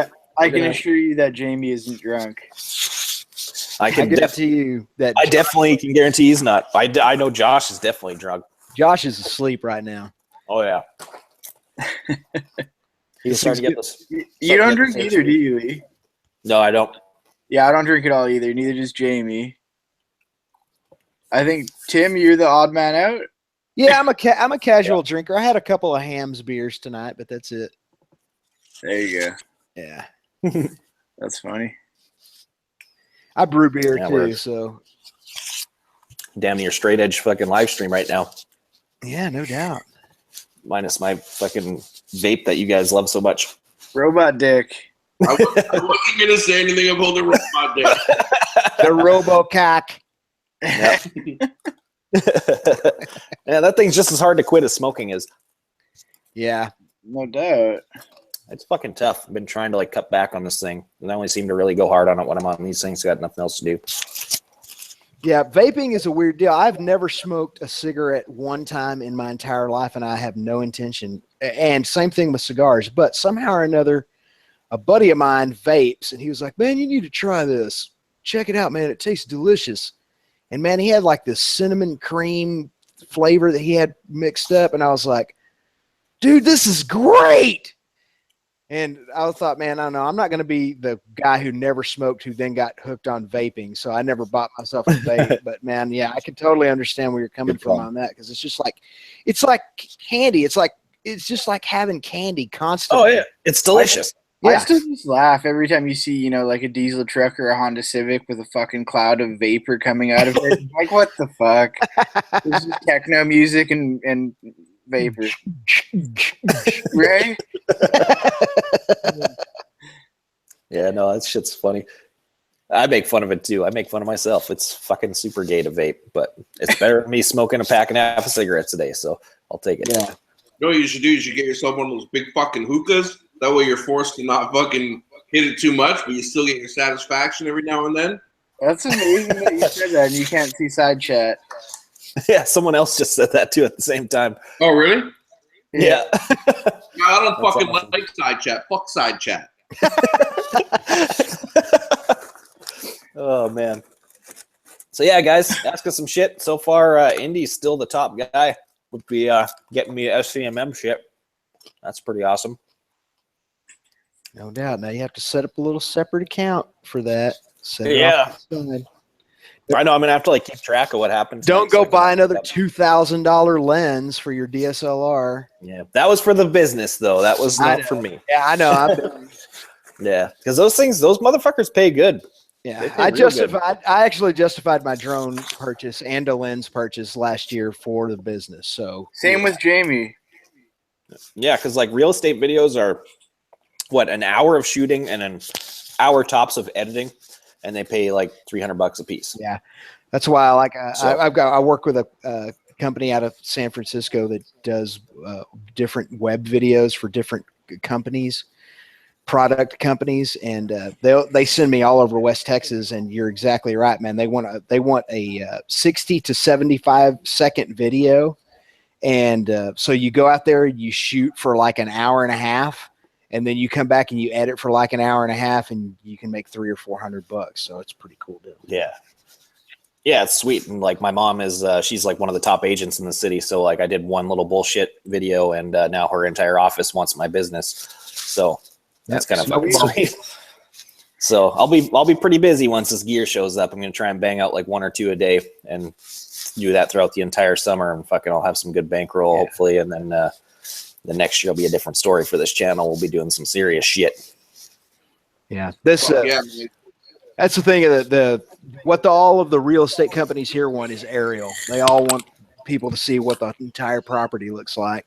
You, of course, apparently can't do that anymore because drones are punishable by death in your country now. But yeah, and it's kind of useless for that shit anyways too, because it's like it's city houses. You're not going to get too much of an aerial from it anyways. Yeah, out here, you'll have like rural homes with like 5 acres of property, and all that. Where are you from? Yeah, I live out in West Texas, out in the oil here in the Midland, Odessa area. That's cool. Different. It's different out here. Okay, let's see. It's a cool place. It's kind of a Wild West kind of place. Everybody just carries guns on their hips and shit. It's pretty cool. I'm into that. I just sold a pipe to a guy out there. Oh, really? Yeah, pretty cool. He owns a gun shop and a bike shop. Pretty neat. Oh, I bet I know him. Is his name? I bet it's the guy who used to own Affordable. It was his name Runke by any chance? No, hang on. I'll look it up. All right, we got a question from Mayadamoto to me. He's asking if I would hypercharge the Dyna. Probably not. I don't think a supercharger is too necessary for what I'm doing, and I also don't have an extra $6,000 to dump into something that's just gonna make my tires burn faster than they already do. Isn't a hypercharger just like a Kiriak and air cleaner thing, though? Yeah, well, the Hyper is like the brand name or whatever, Magna or whoever makes those fucking things. I forget, but I think Kiriakin also has that hypercharger, little bullshit air intake thing too. I think it would be counterproductive for what you're doing. Really. Yeah, if I built like a drift bike or something like that, then of course, like a turbo or a supercharger would have to go on there. Yeah. But for what I'm doing, yeah, it would be 100% counterproductive. And it's just way more parts for me to break too. When I dump it on the ground 10 times a day, like I always do. I think I got the area of Texas mixed up, Tim. He's in McAllen. Oh, McAllen is way south of here. Yeah. He's down on the Mexican border. Yeah. Yeah. He sounds like Cheech on the phone. Hey, man, I need you to build me a pipe, man. Exactly. Gonna be low and slow, okay? I need you to build me a pipe, shoot. He was cool as fuck, though. It's cool. It's cool. I get to build pipes for people from all over the world. It's kind of neat. We sent a lot of shit to Japan lately. Really? Yeah. Well, I figured they would have had really stringent laws about aftermarket. Dude, their scene is actually growing pretty big over there for the Dyna stuff. That's cool. They, you know where else is crazy right now is Thailand. Thailand's nuts. I think. Yeah, they're huge too. I think last year I did like 18 pipes in Thailand, which that's not a lot of pipes, but that's a lot for like a weird place like Thailand. Yeah. To be ordering, considering that they all drive 50cc scooters everywhere. Yeah. Those Japanese guys that have the Dyna scene there and the company that Black Parade or whatever, they just sent me some shit a little while back. Oh, that's cool. Yeah, they're actually cool dudes when you can decipher through the English he's trying to speak. Yeah. That's a problem that I have with a lot of international orders too. I have a customer in Italy right now that's confused about his order. Like he's doing a lot of these right now. Yeah, he's good. Chad said it's funny. 2 guys in 2 different places in Texas own a bike shop and a gun shop. That seems like it would be. I haven't common. Yeah, thing. It is. In fact, I have one friend who he also owns. He owns a gun shop and a metal coating shop. So deadly, like Cerakote shit. Yeah, he can do chroming and nickel plating and for anything. And he also does a lot of custom guns with custom plating as a result. That's wicked. Yeah, every other person out here has an FFL, so they can. There are lots of gun shops. Yeah, there's none of that in Canada. Yeah, pretty Yeah, much. Can't even have handguns, right? We can have handguns. They're just heavily restricted, is all. It's- There's like no open carry anywhere in Canada. Yeah. Oh, okay. Yeah, Uh, the laws here are based entirely off emotion and not fucking common sense. It's Yeah. kind of ridiculous. Kind of like Europe. Yeah. I don't know. In fact, I just did the gun course up here recently myself, and my instructor told me that that the fucking the woman that's in charge of giving out the licenses up here is not a registered firearm carrier. So Wow. that's gotta tell you, you know. Yeah, that explains a lot right It there. does. Kind of good. Let's see. A question from Jaeger. Tim Kreitz Adventures. Is there anything worth stopping for besides fuel in or near Amarillo or anywhere across I-40? He's going to be passing through there. Yeah, you need to stop at Cadillac Ranch. Oh yeah. Yeah, that's like a big piece of American Route 66 pop culture right there. So stop there. If you want to do the touristy thing, there's this very famous restaurant in Amarillo called the Big Texan, where they have this 72-ounce steak challenge. They bring out a 72-ounce steak and a baked potato and a bunch of sides, and if you can eat it all without dying and your heart exploding, you get it for free. But otherwise, it costs like $100 because it's a golly, man. That how many pounds is 72 ounces? That's like what, a 5-pound steak? Yeah. Take two. I'll take two. There's also another spot where you can get that. You go to Tim's house on a Friday night, it gets Yeah. buck wild, and there's another kind of meat there where you can get called a Big Texan. True. It's called the slightly above average Texan. But yeah. Oh, shit. I'm like slightly below average Canadian, right? Yeah. Yeah, we do a lot of Repo Man. Oh, go ahead. Oh, I was just gonna say we do a lot of grilling down here. So the steak in West Texas, in particular, the Mexican food and the steakhouses are good because everybody knows how to make Mexican food and steaks. So the restaurants really have to stand out to get business. Repo Man's asking if I'm bringing any of those hot chicks back to bring out to work on the bikes. So answer is probably yeah, but the next shit's gonna be the Dyna. I think I got to do this inverted front end on the thing. I got the parts, like 99% of them sitting here ready to go. So yeah, we're gonna be doing that, and I don't know which one it's gonna be, but it'll be. I don't know, I'm gonna bring someone on board to help me with that, so that it's a little more of an interesting video than me fucking bolting it on, staring at my ass crack. Maybe I'll bring Jocelyn because the Jew's got a crush on her now. I love Jocelyn. Jocelyn. Oh, get in line, dude. To the left, son. Oh, you know what? Jocelyn has actually had a couple of dreams about me. What? And no, actually, and well, Was it a rape that turned to murder? yeah, I'm just kidding. Yeah. Yeah. Told my wife she'd have to give me a mulligan on that chick. Yeah, she'll be coming back at some point. So we've been talking about what we can do.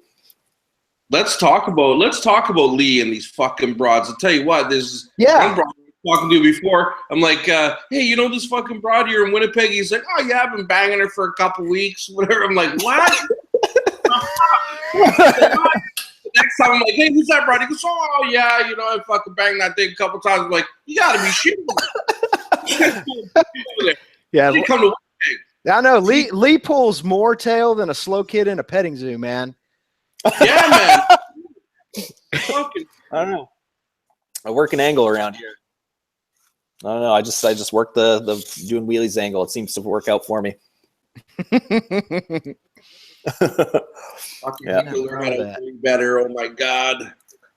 You got the selection out there. Who are you fucking kidding? Your roster is 10 times better than mine. I need to come hang out there for a while. Well, I do okay, but my quality isn't quite. I mean, I got the quantity. I'm like a herd of sevens, but you Yeah. do nines. Coming from this guy who's fucking hanging out with Christy Mack and shit all the time. Yeah, you know.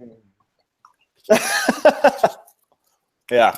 You want to follow some dude that has some hot chicks on his Instagram, feel free to go check out Jucifer on Instagram. You'll see I some actually shit. had to tone down my Instagram. It was getting a little crazy. I ended up in the newspaper and shit. So I had to. Yeah, I saw that.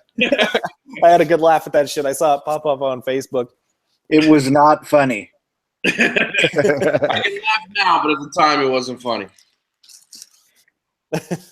They're still talking about that 72-ounce steak over in Sachet. Yeah, it's a mammoth piece of meat, man. It's, I mean, unintellectual, but if you, there's probably videos on YouTube. Let me see if I can find of people trying to eat. Somebody said earlier that there's a chick on YouTube that eats 3 of them consecutively. Yeah, that competitive eater. Yeah, her name is something like. She's got kind of an. Oh, and she's just a tiny little chick, yeah, too. she's a little bitty chick. Yeah, and if you ever watch those competitive eaters eat those steaks, it is the grossest thing you've ever seen in your life. They are literally tearing at it like a wild animal for a non-stop until it's gone. From the time they pick it up to the time they completely finish it, they eat fast and they don't stop, and it's gross. Molly Schuyler. Yeah. That's it. That's her. Yeah. I saw her do some like big motherfucking hamburger that was like the size of my head, and she just took it down in like 3 minutes. It was unbelievable. Yeah, Molly Schuyler versus the Big Texan 72-ounce steak I challenge. think Jamie might have just DM'd her. That's what You know what we're talking about. he's going down in the DMs. Here and yeah, and there's another one. Molly Schuyler destroys 3 72-ounce steaks. It's 15 pounds of meat at the Big He's like, Texan. yo, girl, I like the way you put away that meat. You seem to like putting big pieces of beef in your mouth. I am still here, shit. Andrew. He is. If you want to ask him stuff, ask him. Put his ass to work. I feel like she could swallow a fat guy. Some of these comments I want to read out loud, but I shouldn't. Yeah, feel free. There's not really much that doesn't get said around here. Yeah. This is her in full gross mode eating a 72-ounce steak. Right here. Boom. Oh, Tim busts out the Jedi screen swap moves, right? Oh, yeah. Tim's like the all-knowing, all-powerful. Could have used your help an hour ago, Tim. What the I fuck? tried, man.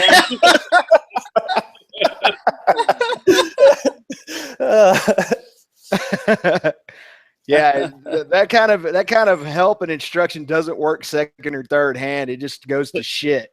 Oh man, I was like ready to fuck this, man. Enjoy your fucking show. I'm out of here. Fuck. Oh man, well I'm glad you finally made it. Yeah, man, me too. Yeah, that shit's funny. Yeah, we've been thinking of making. Well, it's kind of been a regular thing for like 3 weeks now. Hey, we've been doing a stream after the regular stream every Monday. I think. I don't know. We're gonna start doing this regularly though. That's gonna be a thing after the regular Monday stream. We'll actually talk bikes and answer questions and shit, and try and get these motherfuckers on as a regular panel. Fuck yeah, Monday nights. Do it. So, Obese Croft, any of you know who Gage Sutton is? I do. That little kid is sick. That kid's going places for sure. He's got skills. I can't wait to see him fucking in like, I don't know, a year or two, whatever, however long it's going to take that little guy to go through puberty. But once he does, pretty much no one in the stunt game has a chance after that. Who's this kid? Kind of like how he's some little kid that stunts a Grom and he's a savage. That's rad. Oh yeah, I've seen that kid's videos. Yeah, He's he good, is man. awesome. He's really, really good. Yeah. Everybody is always like all up on that.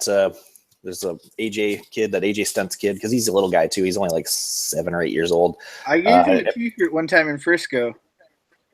Yeah, he's really good, but everybody forgets about this other kid because like he's what I think he's, I don't know, 11 or 12 maybe. He's got a little bit of age on him, but he's got some like he's got pro stunter status all over him. Like he does pro level tricks and shit on a Grom.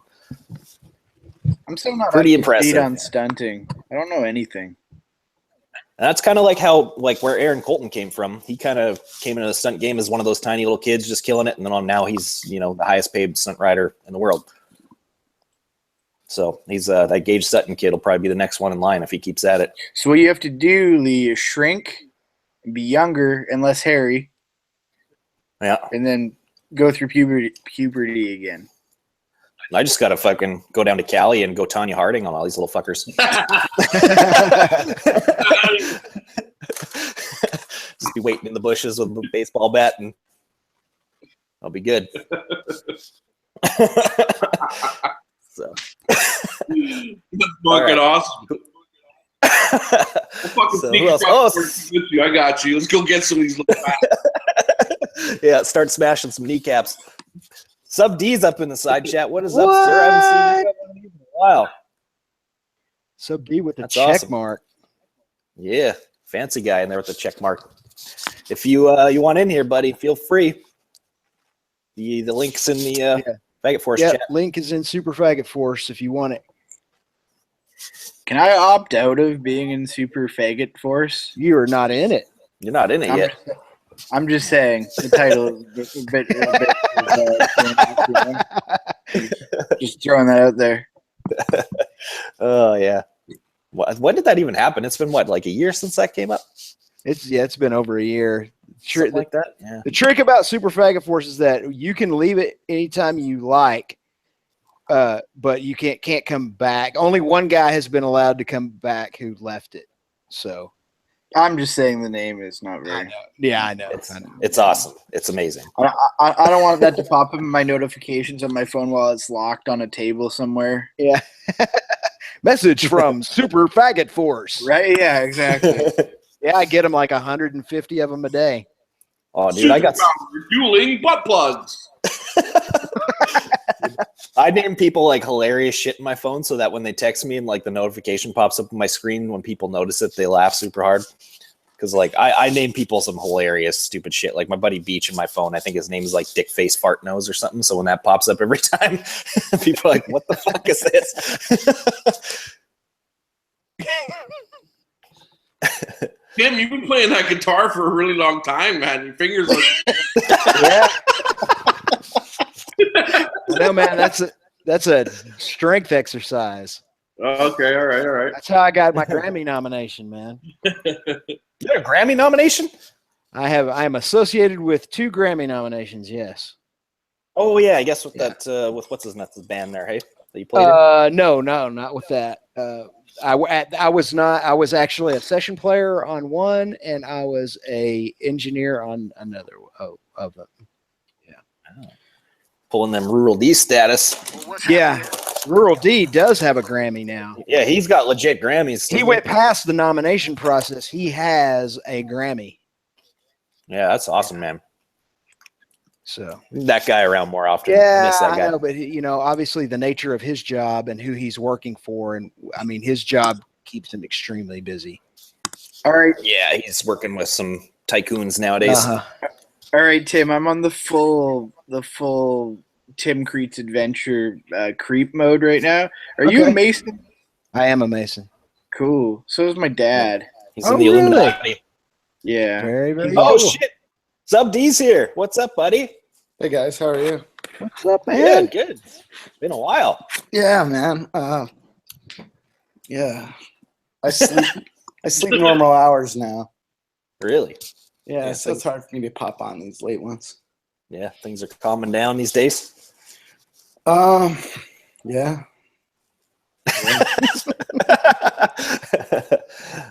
Yeah, we're talking about doing a fucking get lead SCMM hashtag earlier. Well, what's it gonna take to get you out here? It's I heard you say in another chat. I think you were in the red one thing. You said you need about $4,000. like $3,000 to make it happen. $3,000. Yeah. So it's so far people are down though. We got what I can't even count, but we did like over $120 in donations tonight, so that's cool. Thank you to everybody who did that, by the way, in the side chat. Oh, so you're obligated at this point. I'm committed because we called out that me and Shade Tree are gonna do a 2-up wheelie and with his hair blowing in the wind like that Kanye video. Oh, yeah. So we're gonna have to make that happen because now I really want to make that happen now that idea's in my head. You should, man. I guarantee there's other people in your area that want to come down. Well, there's like 2 guys that are, I don't know, they're like 5 hours away from me that I have no idea who the fuck they are, but they were saying like, yeah, we could all go down together or something like that. But the thing is, like, they only want to go for the allotted amount of time they need to go for, and I want to be able to go there for like a week or two to be able to like ride with everybody. Like, I want to ride with you and, you know, fuck around outside SCMM and Derek and Arson and shit, and then spend like a week with all the Harley stunt guys that are close by, and film some shit with them. And I want to do it right. I don't want to just kind of be in and out kind of thing. So, have you reached out to any of the companies out here and tried to work something out? not really. No, not that many. Just I kind Fleshlight. of yeah, flashlight. Get me that Asa Akira flashlight sponsorship. I'll have it fucking front and center on my gas tank the whole way down. That's not where it goes, Lee. That's like perfect trusting distance. File that under how to get videos demonetized. Yeah, right.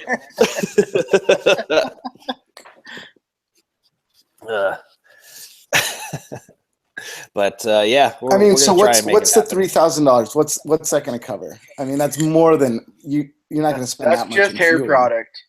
Basically, just me getting there and fuel and food and shit. Because it's a far drive. It's Yeah, super far. you're gonna be looking at close to $1,000 each way in fuel. Yeah. Yeah. So yeah, that's what I kind of told it out. I was kind of doing some math, and it'll be anywhere between $750 to $1,000 in fuel each direction. So, and then if I'm there for 2 weeks, well, like $1,000 will cover all my food and whatever incidentals that I might run into. So, it's an expensive trip, but I really want to do it. I really want to come down there for that. When is it? When would you go? When is that? It's August 4th and 5th. August 4th and 5th. Yeah.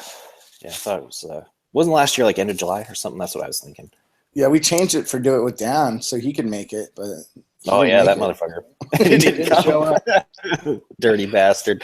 So this year we went back to the original date and said, okay, well, Dan, figure it out. Fuck you, Dan. Figure it out or don't.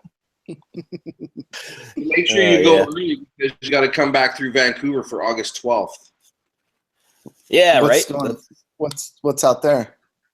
My charter poker round, we're gonna have Lee come out and fucking dazzle the crowd. In the snow?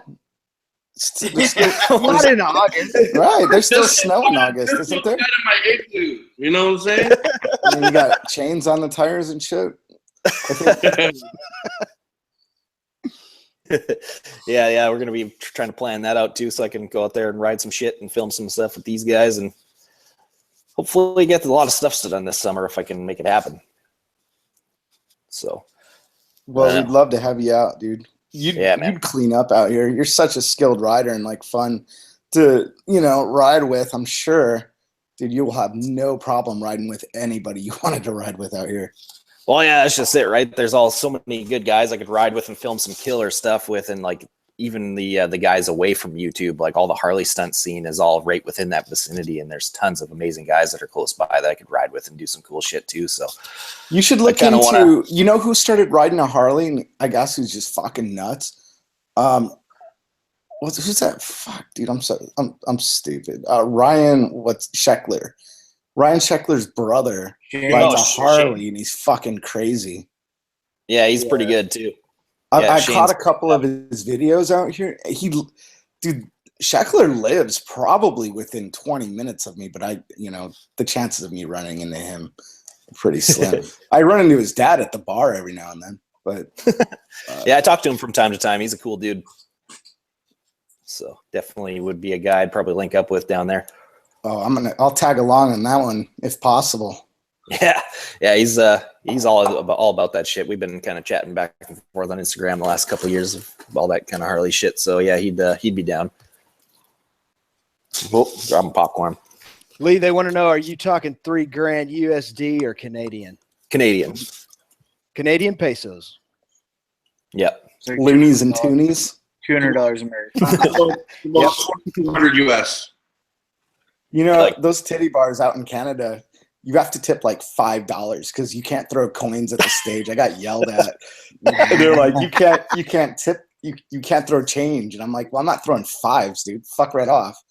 And You're knocking out teeth. Well, they said it was a hazard and the chicks could slip on it with their high heels or whatever. But I don't, fuck, throwing $5 when you guys make it rain out there, it's like a fucking fortune, I guess. No shit, right? Strippers make good money in Canada, I'm told. Just earlier tonight. Yeah. Dude, Yeah, because you can't tip fucking nickels or whatever it is. Trust me, like 3 of my ex-girlfriends were strippers. I used to live a lot better. I'll say that. You know what you call a stunt rider without a girlfriend? Homeless. Pretty much, yeah. Oh, jeez. Yeah, no. They're make it down there. I'm gonna try my best and see if we can make this happen. We're gonna Shade Tree was all fucking, he's like Captain Salesman on me tonight, so we'll see what we can do. Yeah, I'm sure he is passed smooth the frick out right now. He's probably passed out in the garage. He passes out everywhere. He asked me a question that had no words in it. Crazy. Dude. Well, I remember one time, was it me and Rev? I think it was me and Rev Bomb.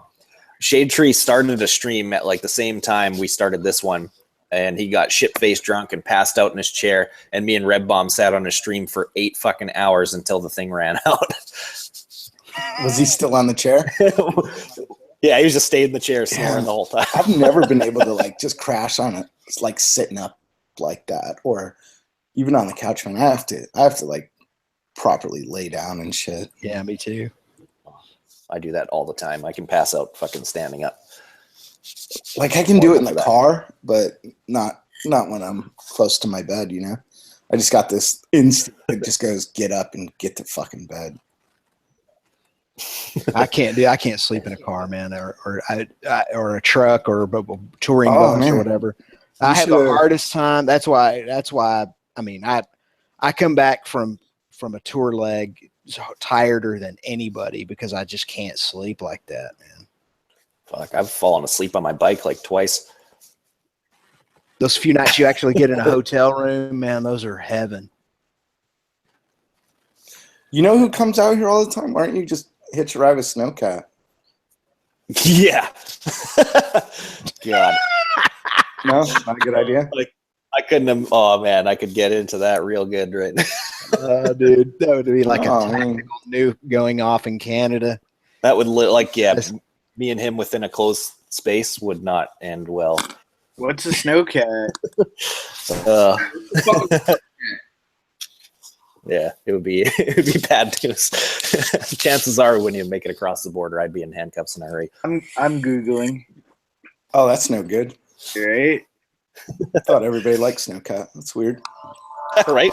He's such a likable That is guy. sarcasm. I will say that I have never had any kind of even a crossword with Snowcat personally. So there is that. Right? He's a good dude for sure. I just sent him a full body nude in the DM on Instagram. with the tuck back. No, all out. That's what we call in here in Canada the Sawicki handshake. Yeah. What's up now? Yeah, that's what like got me to sign with these guys.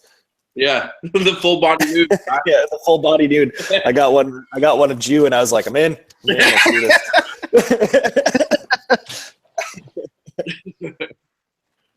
I was just standing there, too big for my body. What's up? Nobody signed anyway. This guy's Instagram is just pictures of fucking Husqvarnas and like a KTM. Yeah. Not a whole lot going on there, period. How does he have so many followers and shit? I think he's sponsored by KTM, right?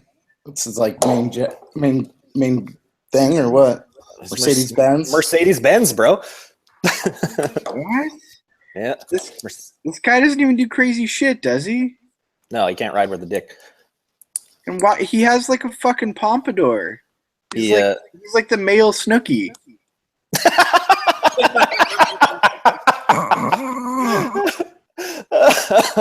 Oh God. Yeah. This would be funny introducing you guys too, because you guys don't know yet. But yeah, I'll fill you in on this guy. when we're off. Oh, you guys don't Yeah, know no, about that- Snowcat? I thought everybody knew who Snowcat was. Oh yeah, he's a huge deal, man. Everybody's a nobody compared to this guy. I'm So, yeah, no, these. All I know about Snowcat has been in the last, like, I don't know, 3 minutes, and I'm already saying fuck Snowcat. Oh, I like him. He's great. Me too. Best. Yeah. I'm inviting him to my birthday. Fucking Snowcat. Who the fuck is Snowcat? Is it a guy? Is it a dude? Oh my That's god! not his name, too. Why do you have to have a weird From name? this planet. You don't know who that guy is. I would love to. I'd love to like Popular. for Jew to see that little live stream that went out a little while ago, and then hear his opinion of this guy, because that would be the funniest fucking thing I've ever heard in my life. I imagine. How do I get that? I don't even know where that is, and if that's still up or not. Tyler likes You don't have this to. guy. I downloaded it, so if you Oh, yeah? anybody ever wants it, we can. Because there was two of them, right? And yeah, they were both pretty horrible. Oh man, that'd be a good day. Should do a whole stream on that. What were you saying, Jew? I said Tyler likes to fuel me up on that shit. He likes to fucking fire me up and like, oh, check out what this dude said and what this guy's saying. Before you know it, I'm fucking chasing these fuckers down. Like, your town, you know what I mean? No, he's a good dude. He's completely reasonable. You'd love him. He's in Canada? Yeah, Yeah. Calgary. Snow queers in Calgary. Deadly. Miko, I'm reading some of the things in chat, in the comments, live chat. Miko, you're saying Snowcat was talking shit? What was he saying? Unread ones. I must have missed it. I think he's referring to that whole thing. Yeah. Oh man, yeah, that's some funny shit, man. I didn't think Snowcat talked shit about anybody. No, especially not like I legitimately don't know No. anything about him, but I'm already annoyed. Oh yeah, dude. Sub D is employing a technique called sarcasm. Yeah, heavy. Is it the dude with 114,000 followers on Instagram? No, he's probably got at least 2 million by now, right? Still got that. Well, he's on like that Kardashian level, I think. Yeah, he got Nike fucking backing nowadays. Speaking of some really dialed in social media, you guys, your good buddies, Lee, that love us too. Oh yeah, They blocked me on Instagram the other day for no reason. me too. They blocked you? Yeah. Oh my god, that's awesome. Yeah. Jamie's trying to get me fired up. He's like, I don't think you can punch that guy out, man. Tyler's like, I'm gonna kill those guys. I'm like, have you even ever been in a fist fight? He's like, oh, fuck.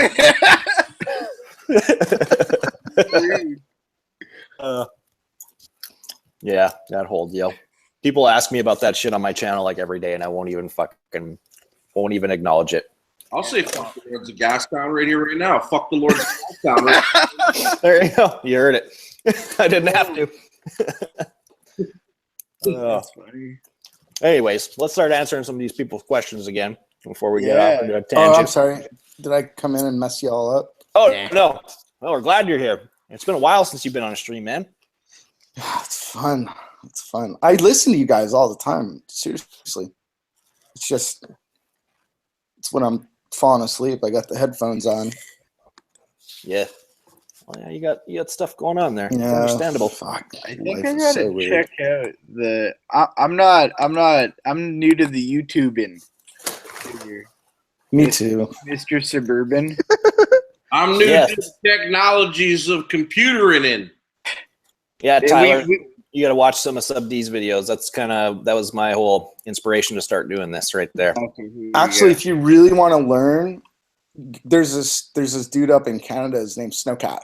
I guarantee you, if you go to his channel, he'll tell you. You'll learn exactly on how to be a YouTuber and be professional and form a brand and gotta be get honest with you, I don't want to be. sponsors. And then Oh, Gotta yeah. be entirely honest. I don't want to be good at it. I just want to make shitty videos that people Then don't watch his videos Yeah, because we're all losers in compared to his channel. I mean, he's serious shit up there. That guy.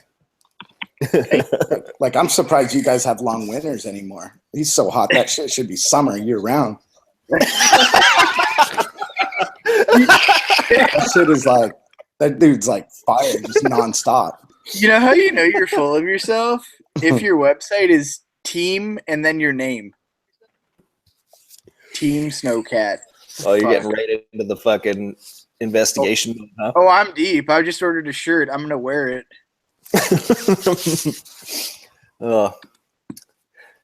Yeah, he talks shit about Harleys a lot too, so you'll like that. Didn't I think Harley like sued him, or he sued Harley because Harley was using his logo, I think, right? So he sued Harley. I'm making his logo my shit right now. Oh my god. Okay, wait, Brand Moto, you're asking big improvement with the inverted fork swap? Yeah, obviously. The dyno is going to be 10 times better with inverted forks. Like, I've probably even more than 10 times better. I haven't ridden one with inverted forks yet, but I can already tell you it's going to be that much better. Because those forks that are on my bike now were designed in like 1940 something. And and that's not an exaggeration. That's legit. So I can't wait to throw those pieces of shit in the garbage. It's gonna be a good day. I just need the brake line to go from my master cylinder to the junction thing, and I'm ready to go. I don't even know if do you run. You guys like you got inverted forks. Do you run the junction, or do you got dual lines going on yours? Junction. Junction. Actually, I got a really nice little manifold that fucking goes underneath with it's like part of the tree. It's almost part of the tree. It looks like it's part of the tree. It's like a molded piece or whatever. It's really nice, but I'm just gonna run a regular junction on the on our speed inverted front end. We just made it so that we can just run a stock one. You know who else makes a deadly manifold is Goodridge. Yeah, theirs is actually really nice. I was looking at that. I didn't know if mine would come with it or not, so I was kind of looking into it, but it turned out it came with all that shit. It came with everything except for just the line to go from the junction to the lever. Apparently that dude's super nice too. He is like the nicest guy ever. We're talking about Snowcat again. Super nice guy. Yeah. No, yeah, he's subscribed to the rest of you guys. You're welcome. Oh, thanks, buddy. Yeah, thanks. Did you subscribe to our own channel? I might. I don't know. It's fucking kind of annoying. I am. I'm subscribed. I am. Okay, good. Oh, Tex is asking Sub D when he's going to get a Harley. I think Sub D is going to have to. I would have to wheelie absolutely mine. love to have a Harley. I always wanted one. It's just not yet, dude. Those things are fucking expensive. If I make it down to SCMM, we'll swap bikes for a little while. Oh, you're gonna let me crash your bike? You're like 4,000 miles away from home, and you're gonna let me crash it into a Prius? Yeah, you're not gonna crash it any harder than I already do every day. We'll do some dual 12 o'clocks on swap bikes. It'll be good times. What are you? I'm trying to make out what you're riding in these videos. What is it? R1? Me. I have a GSX-R 750 and a speed triple. Deadly. I love speed triples. They're rad. Oh, you know what? Mine's actually pretty cool. I got a new. I'm not gonna go there. I'm just gonna stop. I'm already laughing. Yeah. Hey, man. I'm just gonna stop. Oh God, that's a long story in itself. Yeah, something happened to that first one. Yeah, some shitty. To be fair, didn't know how to ride it. No. Okay, I'll talk about that. Yeah, the bike was wrecked. He wrecked the bike. Snowcat wrecked my bike, but it was absolutely not his fault. Right. That was true. Not. Yeah, I'll give him that much. There was absolutely nothing he could have done to avoid that. I don't care. Valentino Rossi would have got run over. It was just he was just in a bad spot. And the bike was repaired, or not repaired, the bike was totaled, and my insurance, I had great insurance on it. So my insurance gave me money to buy another bike. And I did. And now I have another speed triple.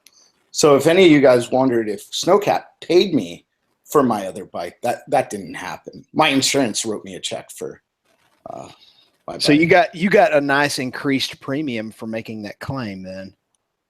No, because the way insurance is out in California, no, I wasn't riding it, and I was at no fault. It had nothing to do with me. So. Oh, okay. Oh, that's good. Okay, cool. When shit like that happens, it follows the people involved, and I don't think Snowcat's insurance would have gone up either. It was totally not his fault. Yeah, it was totally the other driver's fault. Right? Yeah.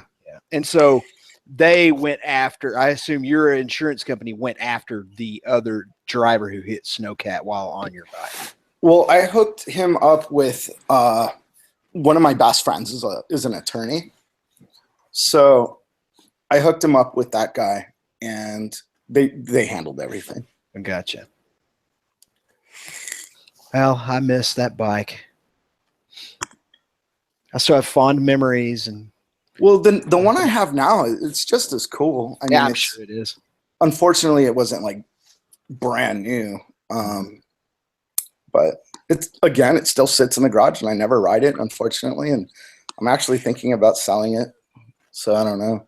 I can remember you telling me when I came out. Sounds pretty dicey. When I came out and you let me ride that your first speed triple, I can remember you telling me, all right, here's the deal. You can ride it however you want to ride it. That's fine. But this is the only thing I own that's not fucked up. You were like, look, even my phone is broken. I don't have anything that's not fucked up except this bike. And so I was very careful not to activate. It's funny that anyone that's ever touched that bike has gotten that speech. Like everything I have is either like really fucked up or mildly fucked up. Nothing I have is perfect. This bike is perfect. Please return it in this condition. And I did, although I did smack the mirror on another car's mirror when we were lane splitting. I did do that, but all it did was just fold the mirror in. It didn't do any damage. You know what? I have a clip of EN 187 just about rear-ending a fucking Ford Ranger. Yep, he actually has that in one of his videos. Him almost rear-ending it, looking around. He might have even hit it. I don't know, but I didn't see any damage. Yeah. I thought just by the look of the video that he may have made contact. But again, you never lend your bike out without some sort of expectation that it's going to get fucked up. I mean, I've been riding a long time, dude, and I've seen a lot of shit. So by any means, anyone that ever rides my bike, if you fuck it up, it's on me. I totally get it. Yeah. Literally every bike I've ever owned is fucked up within the first day, so I never really worry about it too much. What that Z last? That Z lasted an hour and a half before I crashed it, I think. Dude, and I'm so the opposite of that, dude. I keep all of my bikes. I'm sitting in here staring at them all right now, and they're all pristine. Even my 13-year-old ZRX 1200R still looks like it just rolled off the showroom floor. That's why I fucking crashed the Z. I didn't even think of that. I have like a superstition thing. I do it with bikes and helmets. Every time I get a brand new bike or a helmet, I fucking either drop it on the ground or I put a big scratch in it so that it's like that's the first one knocked out of the way so that I don't like crash and do it. And I didn't do that to the Z, and sure enough, I fucking crashed it in the first hour. Dude, that Z was destined for crash sooner or later. Oh yeah, I was last video. Your videos. Times I dumped it. Yeah. Yeah, that's what I was gonna say. That was funny. It was brand new, and it's like I went out and beat the shit out of it within the first day. You said I used to have a little CRF 50 that I used to carry around in the back of my fucking truck all the time, and I'd go to the bars and get all fucked up, and then think it was a great idea to pull the thing down and like wheelie it and fuck around. And you said something in your video. You're like, you look at this thing like it's a toy, and and you do, and you said it perfectly. Oh, yeah. I myself have been injured more on a little pit bike than I ever have on a big bike. Yep. I've been hurt more I'm times so on mini glad I bikes. don't have that thing anymore. I was limping nonstop. Some of the worst hurting I ever did to myself motorcycle wise was when we were racing pocket bikes on go-kart tracks.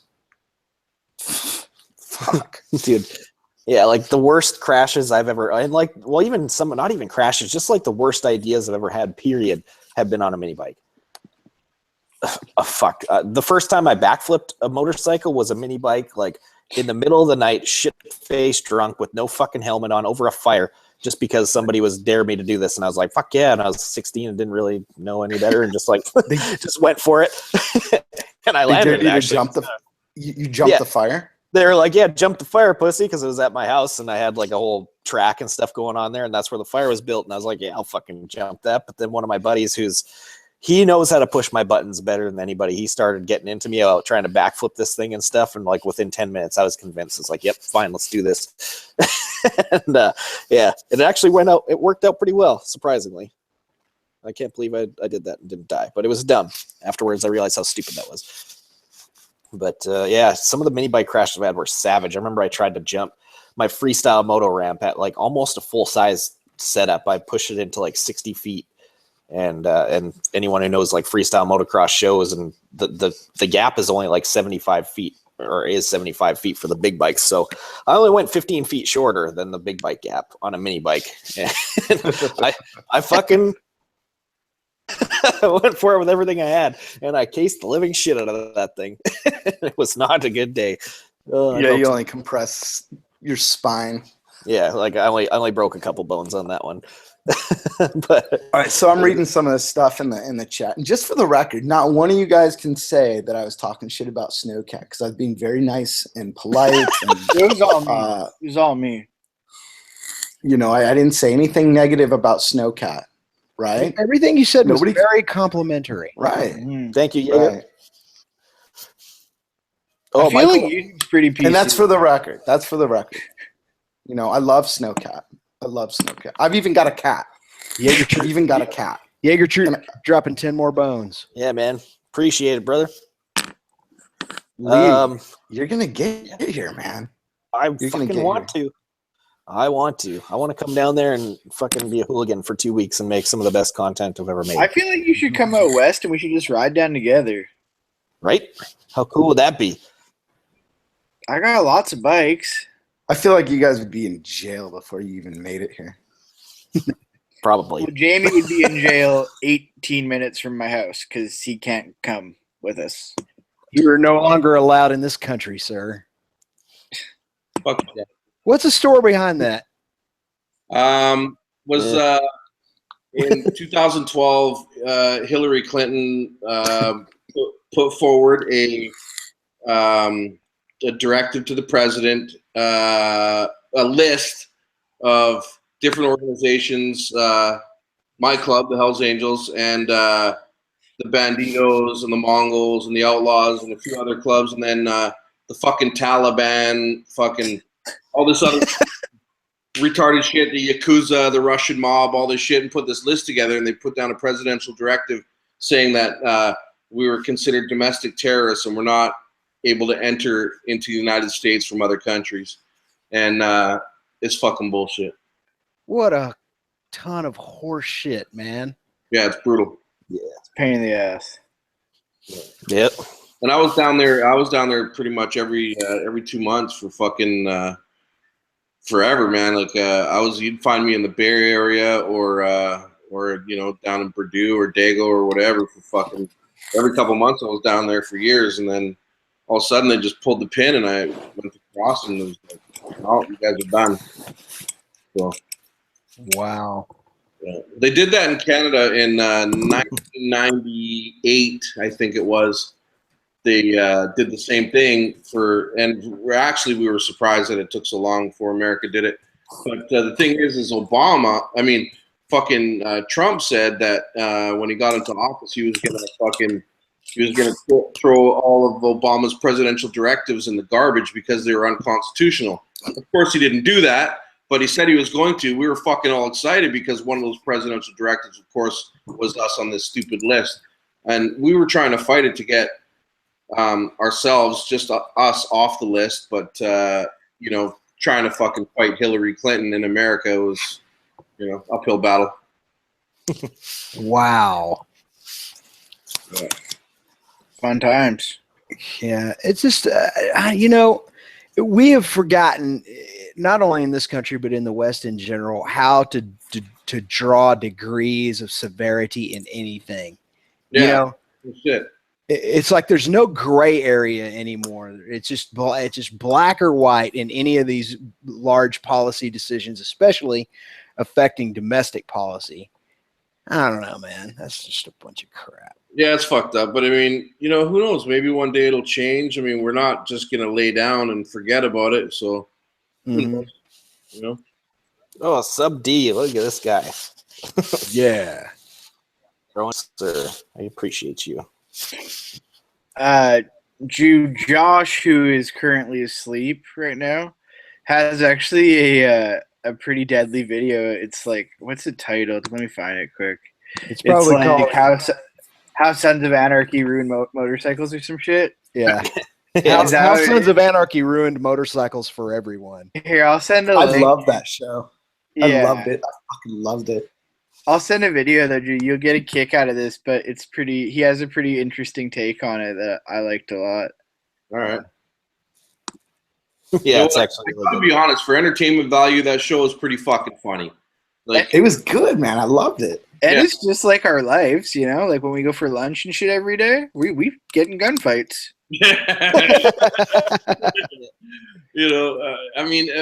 Obviously the fucking show is just ridiculous, but for entertainment value, I like that shit. It was pretty good. Yeah, I was into it. I liked the first 2 seasons, and then it just went wheels off. Like the wheels fucking fell off of the show after the first 2 seasons. I mean, That's for sure. I'm willing to suspend reality and an expectation of reality for the sake of a TV drama, but it had to become more complicated and convoluted and wild ass and stupid by the time they, got to the 5th or 6th season, whatever it was, when it was over with. Yeah. And I just like anything 1%er. I fucking love that stuff. yeah, I know, I'm fascinated with that stuff, man.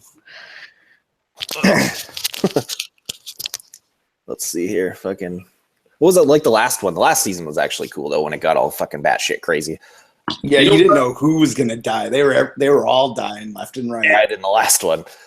I don't remember what season it was, but there's one season that Danny Trejo was in it, and they fucking pulled the fucking dupe move on the FBI and blasted a bunch of FBI guys. That was a fucking dope season. Yeah, that was cool. Yeah. He was like CIA or some shit. Yeah, they fucked up a bunch of fucking cops. It was pretty rad.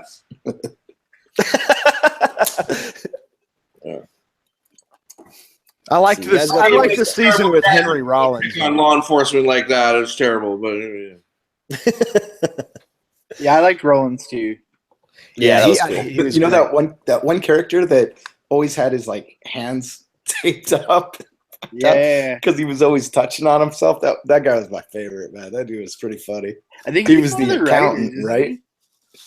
I don't know. He was the accountant, man, and that guy was always just fucking jacking off. They fucked his hands up. So Oh yeah. We should do that to Kelly, Drew.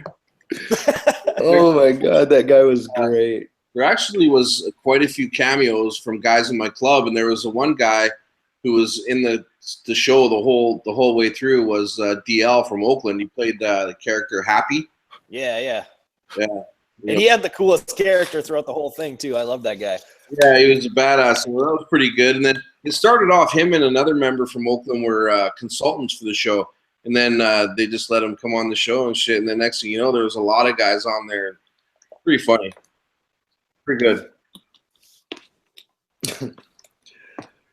Let's see. All right, and you guys got more. I'll shit give on that. here? I'll give it another year, and then I'm gonna go back and start watching them all over again. Well, you're not going to have to. They're making that new show about that other club, the Mayans.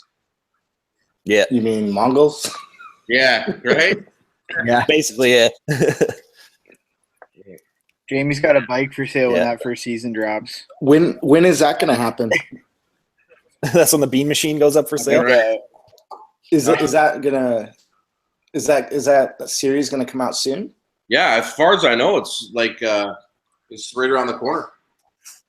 Yeah, I think within the next year or so. Like they've been shooting it for a little while now or something. Yeah, they're advertising it now, I think. I'm not Yeah. making 2-1 anymore. I'm just making fishtails. That's it. Yeah. Sweet. We should make some like ridiculous fucking stupid like a set of smokestacks on my bike or something dumb. like let's make some like 5 foot tall smokestacks. That'd be amazing. The show is literally called Mayans MC. Nice. Really? Yep. I like how Tim's the fact guy. I told you, Tim's the all-knowing. He fucking. Oh, he's like Wikipedia. We're Tim's the like human talking being. about FXRs earlier. Next thing I know, I'm looking at a picture of a catalog photo of an FXR from 1992. I'm like, what the fuck just happened? 1986. Yeah. Like when I need to know something, I don't Google it. I Tim it. Yeah. Ridiculous. So yeah, if you guys got any more shit in the side chat to ask, feel free to ask it now because I'm probably gonna shut this thing down here soon. I'm starting to get tired and I'm You're hungry. You doing don't fucking fucking thing. What? No, it's just the 5 of us, dude. yeah. No, there's a whole bunch of people watching this thing right now and talking and shit. You didn't know that? We haven't gotten to your $3,000 mark yet. Yeah, I'm gonna have to do the stream like every day to make that happen probably. How do you just open up the fucking side chat, Tim? But you gotta. I can screenshot the side chat so that you can see it. Wait, I got it. I fucking got it. One shot. Boom. No, you don't. That's our group chat. You got to open on your phone. Here. Huh? Yeah, like you got to open up like a YouTube window and like to my Here you go. channel where I'm Here, actually. guys. Now, Yes. whenever I'm talking, now you can see the side chat. You can see what's going on over there. So here it is right there in the What live the chat. fuck? That's too small. I can't see that anyway. Well, you got it. Yeah. Next time, like Beast Croft there is saying, I will be starting streams earlier. We just kind of ran really long on the earlier stream on Neil's channel, so I kind of just last minute threw this one What up. time are you gonna start this on Mondays? Because Jew leaves here at 6 normally. Well, we usually do like the Neil stream first because that's like the main deal, and that's only been running for like an hour or two for the last few, right, Tim? Something like that. It hasn't been Yeah. going super long. Tonight I answered a bunch of girls' questions on there. She's doing some college paper on motovloggers, so we went and pretty long and answered a whole bunch of shit. So we ended up going to like 11:30, and then I started this one. But we'll be I don't know what a starting. deal is either. Neil's our regular host usually. That's kind of where this whole live streaming thing with all of us kind of comes from. Cool. He's the OG streamer. Just like how Jew's the OG streaker. I'm not wearing pants right now. You can count on it. Actually, I think Snowcat started streaming before anybody else, right? Yeah, but Didn't he invent streaming? He pretty much he sold the algorithm to YouTube. I thought that was something that he did with guys in the shower. Oh my god! Was the EN 187 hangout fun tonight? Did I miss It was anything? great. Yeah, it was actually one of great. the best ones we've had in a while. Yeah, this girl, she's writing a whole college paper, so she sent over a bunch of questions, and we went through them, and it was a fucking good time, actually. It was like probably the most comprehensive stream we've had in fucking years. You know what? I got that list of questions. Oh, yeah? Yeah, like a couple, I think it was like 2 weeks ago. Yeah, With some college thing. It's probably the same girl. It was like 30 questions. Yep. Yeah, 30 questions exactly. Yeah, Arson had gotten it as well. Yep. So, yeah, we went through the whole deal on the stream, and everybody answered them. So, Jamie, breaking news from side chat. Snowcat starting a motorcycle club. Oh, shit. You're going to have to pull some shit or something. I don't know. I wouldn't doubt, though, instead of him collecting dues, he probably pays them out. please be my friend. Here's 'Cause 20 he's bucks. no, he's like a really good dude, and I could totally see him doing that. Oh, Yeah. Well, you never did answer the question, Lee. What time are you going to start these things? I don't know. It'll probably be like 10:30ish on the normal. This one, like, I always fucking say, like, let's do like an hour and then go off. And fuck, we've been on this thing for what, 3 goddamn hours now, something like that. Yeah. Between Neil's chat and this one, I have been online tonight for 8, 1, 2, 3, 4, 5, 6, 7, 8.5 hours. Yeah, so it's been a while, but yeah, Day. we're gonna come up with a proper format to do this, and like we'll do like an hour stream, and they'll be like at 10, 11 o'clock. But yeah, we're gonna do it right when I start doing this regularly. I guess I have been doing it regularly. You want to know who I think has the coolest stream? Fucking Red One. That dude's got it down. Yes, it's good, man. I just did it with him on last Wednesday, and it was really, really good. I listened. Man, his whole setup is so dialed. But yeah, I want to get on that level with these things because he's got his shit going great. Yeah, the whole ability to have call in. I did it maybe about a month before you did, Lee, and that adds a dynamic to it, makes it actually like a show, like a radio show. Yeah, right. I feel like I'm watching like fucking TMZ and shit. Yeah, it was perfect, man. Like there'll be people calling in, and there was like he had like legit questions for me and talking points and stuff. Like it was good. I was rather impressed with that because I hadn't got a chance to watch one yet. I always kept seeing them pop up, but I'm usually like filming videos and shit on those days, so I never got a chance to check one out until the one I did. And fuck, I was very impressed. Yeah, he's got it figured out. Good for him. I was trying to poke him for fucking how he's got this whole deal set up. He's always kind of I've known him for a while, and he's always kind of struggled to find his like one thing that he can call his own. He fucking nailed it. He fucking nailed it. Yep. That's definitely, he's got that shit on lock. Like because he's done radio and shit too, right? So he knows how to keep it going, and it's fucking awesome. So yeah, if you guys watch and don't watch Red One's regular stream on Wednesdays, do it because it's really, really good.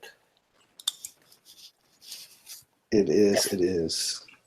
That's for fucking sure. All right, so what's the tally, Lee? Where are we at? How much money do you need? I don't know. I think we've like $50 more, right? And that'll get you here. Where are we at? I think we've done like $150 will get him into Montana. So we're what do I need? We need probably like $28.50. Damn.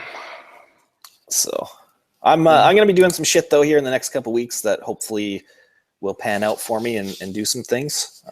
We're gonna try and start up a little brand here in the next little while that I'm gonna start talking about in the next week. You're or gonna two. start a brand? Yeah.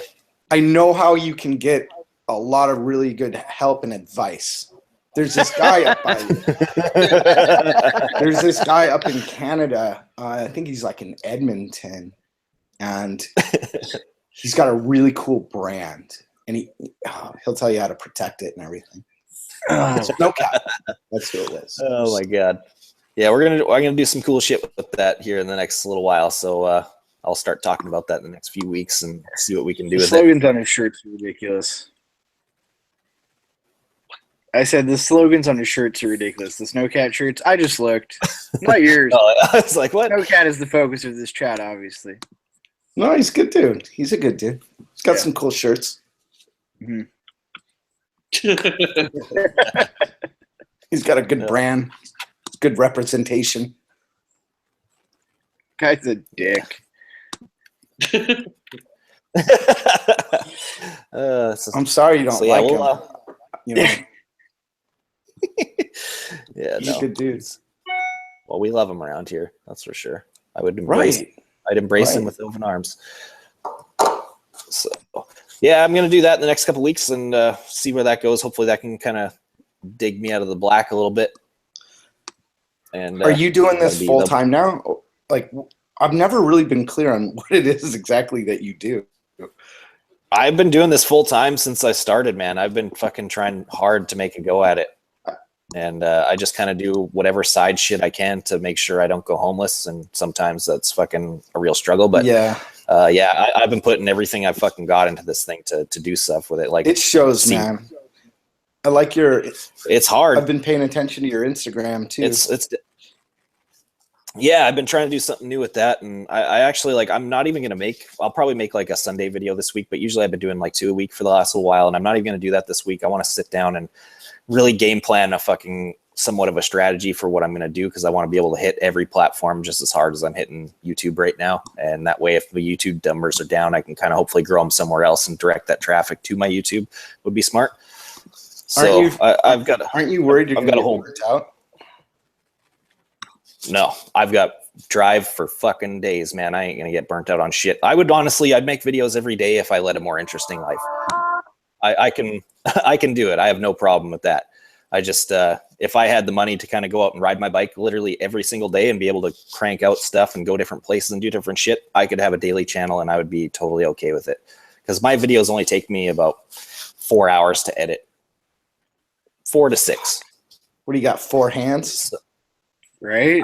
I just got some ninja skills, man. I've been practicing hard. I'm trying to perfect this thing so that I can do it one day. If say something magically happens, this channel does start doing some shit, then I would do a daily video, or at least like every second day at the very minimum. Why don't you just move to California? That'd be amazing. I don't know. It's expensive, and I'm not a big fan of America for the most part. Fair enough. I can say. Well, I don't know. I enjoy being able to fucking get fixed for free because I get hurt a lot. So that's we got really good fast food restaurants out here. I don't eat fast food. Oh, you're fucking up. Yeah. Stay back in Canada then. Yeah, eat your gravy fries. I'm going cheeseburgers alone. Yeah, no, I'm going to be going hard on it the next couple of weeks. Like, I've got a legit kind of fucking business plan in mind here for this whole deal and what I can do, and I'm going to fucking push it as hard as I can for the next year. And if something can happen with it, great. And if it doesn't after that year, then I'm going to kind of have to explore something else. I got faith, dude. I think you're going to knock it out of the park. Yeah, I think you are, man. So, because it's honestly, it's discouraging lately. Like I've been putting more work into my shit lately, like way more, and it's been getting less feedback. Like I've been getting fucking half the amount of views lately for some reason. I don't know why. Yeah, I don't know shit about that. Yeah, I've been getting garbage views lately. Like, so that's not a good deal. It's me and just and like I have never seen a whole lot of growth. The only time I ever see growth is like when I get a shout out, like when you did it for me, I saw a good chunk and stuff like that. But on average, my channel, even when I do get good videos going, maybe fucking 20 a day at the most. Yeah, that's the way it is. I'll get 20 a day. Subscribers at the very most. Oh, dude, that sucks. I'm getting 175 a month right now. I mean, I'm not complaining because it has constantly grown. I mean, I've never had a regression of the channel, so I'm thankful for that. You guys put so much effort in. I don't understand it because my video, God, your videos are so much better than mine. It's just, there's no real explanation for it. It's just luck, I think. And I've been lucky for the last, year and a half, maybe. So my luck's going to go away, and then you guys are going to fucking just smoke everyone. Well, I think too, like there's the snowball effect, right? Like the bigger you are, the faster, the more you grow kind of thing too, right? So that's kind of a thing. But I still have never seen like one video of mine like actually take off and do something, like, because that's kind of how it seems to happen for most people. They'll get like mine didn't either. It took 2 years before I finally had a video take off. Yeah, this will be in September of this year. This will be my second year, I think, or third year. Fuck, I don't even know. But yeah, I've never had one video take off yet.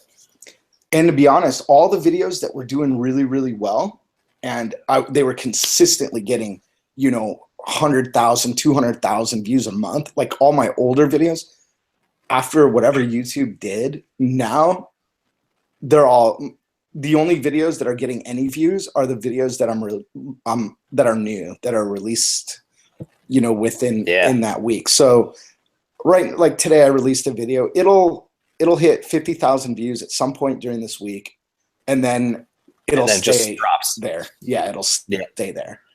Yeah, I've noticed that too. That's why I've been starting to do more stuff. Like probably trying to do YouTube's really kind of paying attention to all the new content, and they're kind of pushing away from a lot of the old crap that's out there, and they just want to. And the CPMs are up too. I don't know if you noticed. So although we're not really getting the views that we're used to, the views that we are getting there's quality CPMs behind. Yeah, my CPM has come way up ever since the great adpocalypse. So Yeah.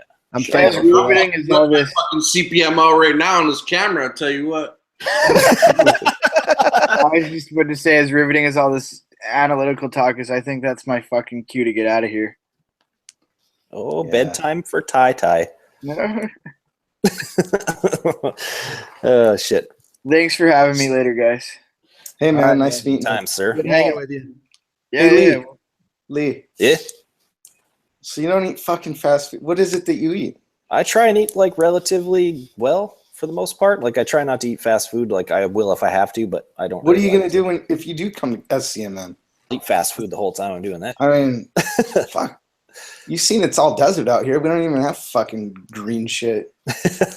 You're in trouble. Yeah, I'll eat shitty while I'm there. I do it when I'm on the road, but for the most part, when I'm here, I fucking try and cook all my food because it's a hell of a lot cheaper. Yeah.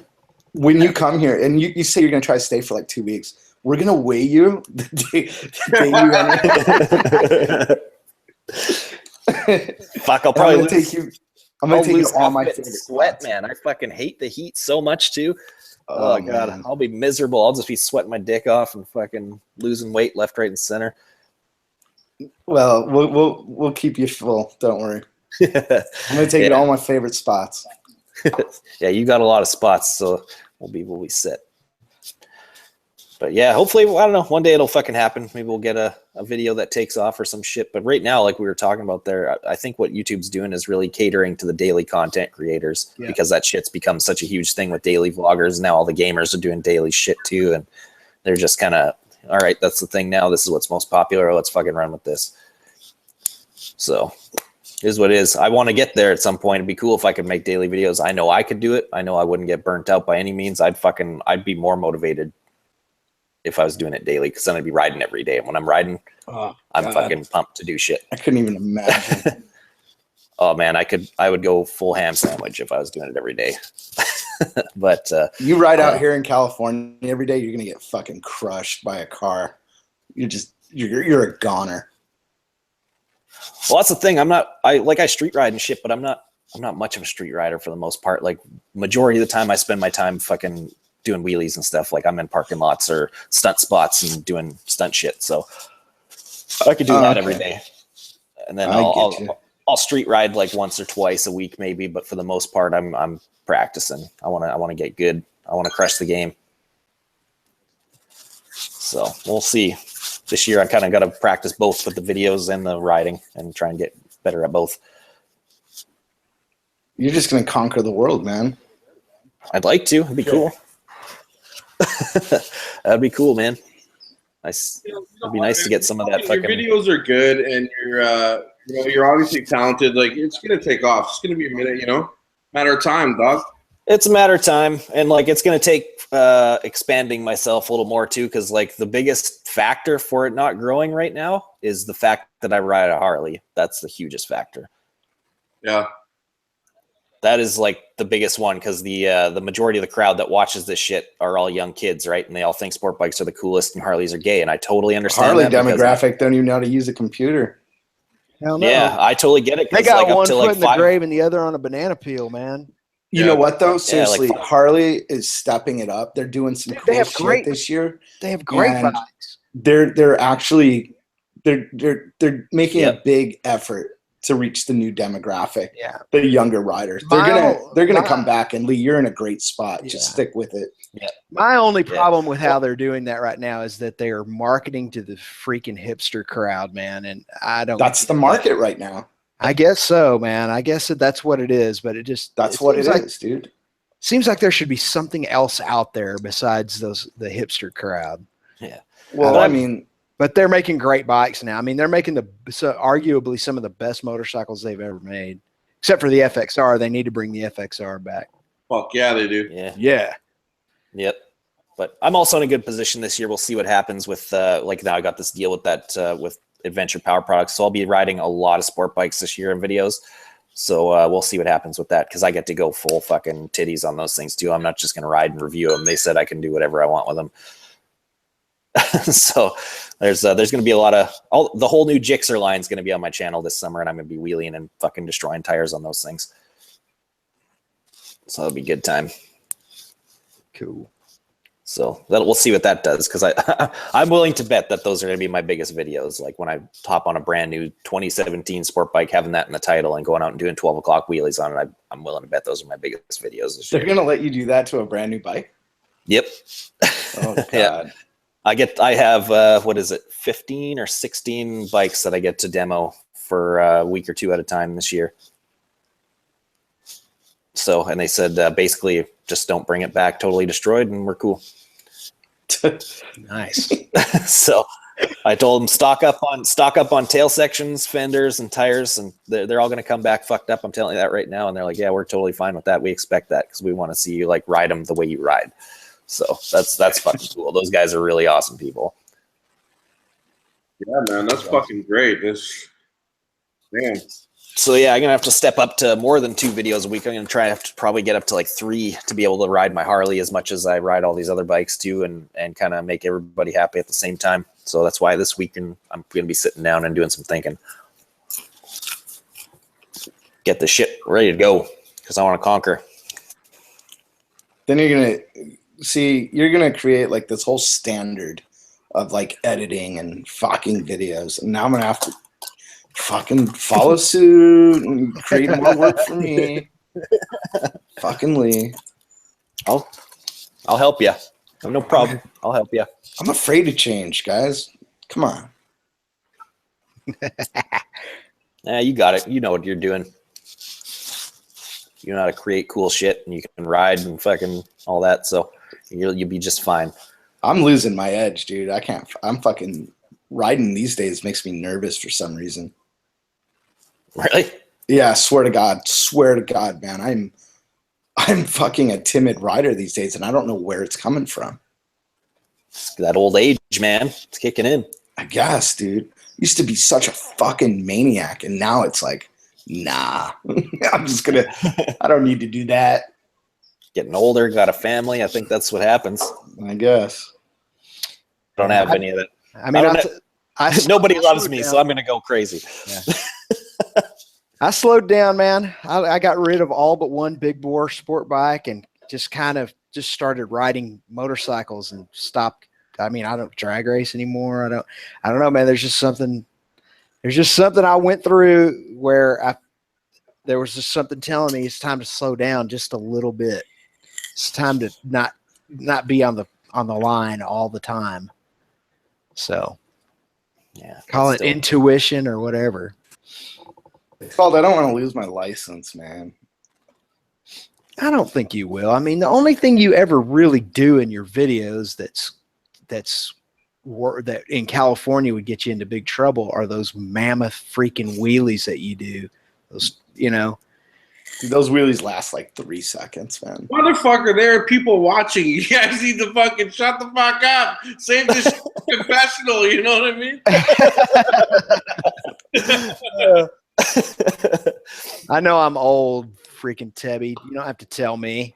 You're going to get old someday too, if you're lucky. It's just one of those things, man. As you get older, I mean, I still feel like I'm in my 20s, even though I know I'm not. And I know that in my 40s, getting hurt on a motorcycle, especially, I would not heal like when I was a teenager or a 20-something. And so you think about those things, and you think about, the fact that in your mid 40s, you might not notice it in daily life, but in an emergency situation, you may not have the reflexes that you had 20 years ago. It's just little things that are always in your mind that tell you, hey man, just think about this a little bit more, slow down a little bit more, look a little bit harder. Your thought processes just change, and that's just part of life. We went on that ride to the Texas Hill Country 2 weeks ago, and there are a bunch of dudes down there. The oldest guy that we rode with was 78 years old, and he left us behind in the corners, man, in the twisties. He was just gone. And there's a bunch of dudes in their 70s and 80s that are still riding, but a lot of them have taken that same philosophy too. Some haven't, some have, and it's just your perspective changes. God, I hope that. You know who I was riding around with? I was riding around with Officer Rob. That fucker is crazy, dude. Like, he's on that big old fucking Kawasaki 14, whatever the fuck it is. C14. And I'm on my little GSXR. I can't keep up with that, dude. There's no fucking way I can keep up with. I tried to. You got to keep in mind, man, they train those guys so heavily on how to ride, especially in urban settings, man.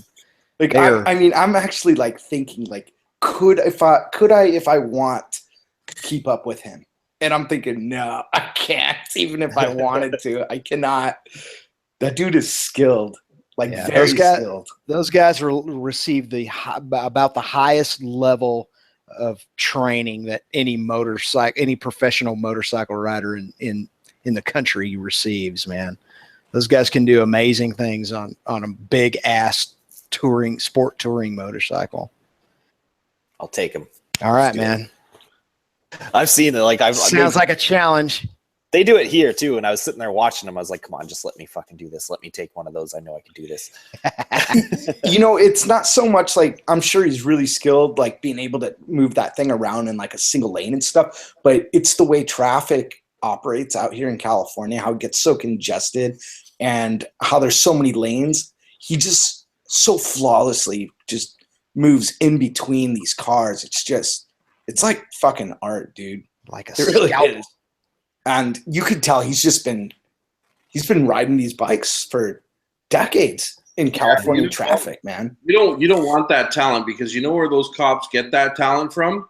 What? They're dudes. From pulling over dudes? No, blowing other dudes. Oh. Okay, so this brings up a question. So I don't watch Officer Rob's channel. I watched a few videos, left him a few comments. I felt, like he was pretty much ignoring me, so I moved on. But every once in a while I'll catch a video, like it'll throw up a suggestion, to watch one of his videos. And so is he a cool guy, or he's awesome. He's fucking awesome. Okay, so he's not a douche? No, Except not even a little bit. Not at all? Go watch my last video. 7 days ago, he was in it. Yeah, I saw it. I threw firecrackers at him. The one where you can see your face in it. Well, whatever. Thanks, Tim. Everybody talked about that for like a week. Oh, everybody already knows, man. I'm not breaking news. But yeah, I mean, he's a cop. He let me throw shit at him, explosives at him all day long, and he didn't shoot at me. That was pretty cool. You know what? There are cops out there that I guess are all right, but when it comes down to it, if he's got to pick between his job or you going to jail, bet your ass you're going to jail, son. Yeah. I guarantee that too. My neighbor is a cop, man. I deal with that all the time. Fucking guy will be like the coolest dude in the world until like he fucking comes home and he's in his fucking uniform and shit. And I'm doing a wheelie down the street, and then all of a sudden it's a different thing. Yep. I used to live kitty corner to a cop, and this guy was always like, I always try to be neighborly. We both had kids in the neighborhood and stuff. Our daughters were about the same age, so I always try to kind of like give him a little head nod or something. He wouldn't acknowledge me. I thought, okay, fuck it. He's got his narrow mind of who I am because of what, whatever his superiors shoved down his throat and whatever he reads in the newspaper, whatever. Anyhow, so it came Halloween, and every year at the end of the cul-de-sac, all the fucking people around the neighborhood pulled in some cash and bought fireworks and hot chocolate and shit and brought the kids out and did a little fireworks show.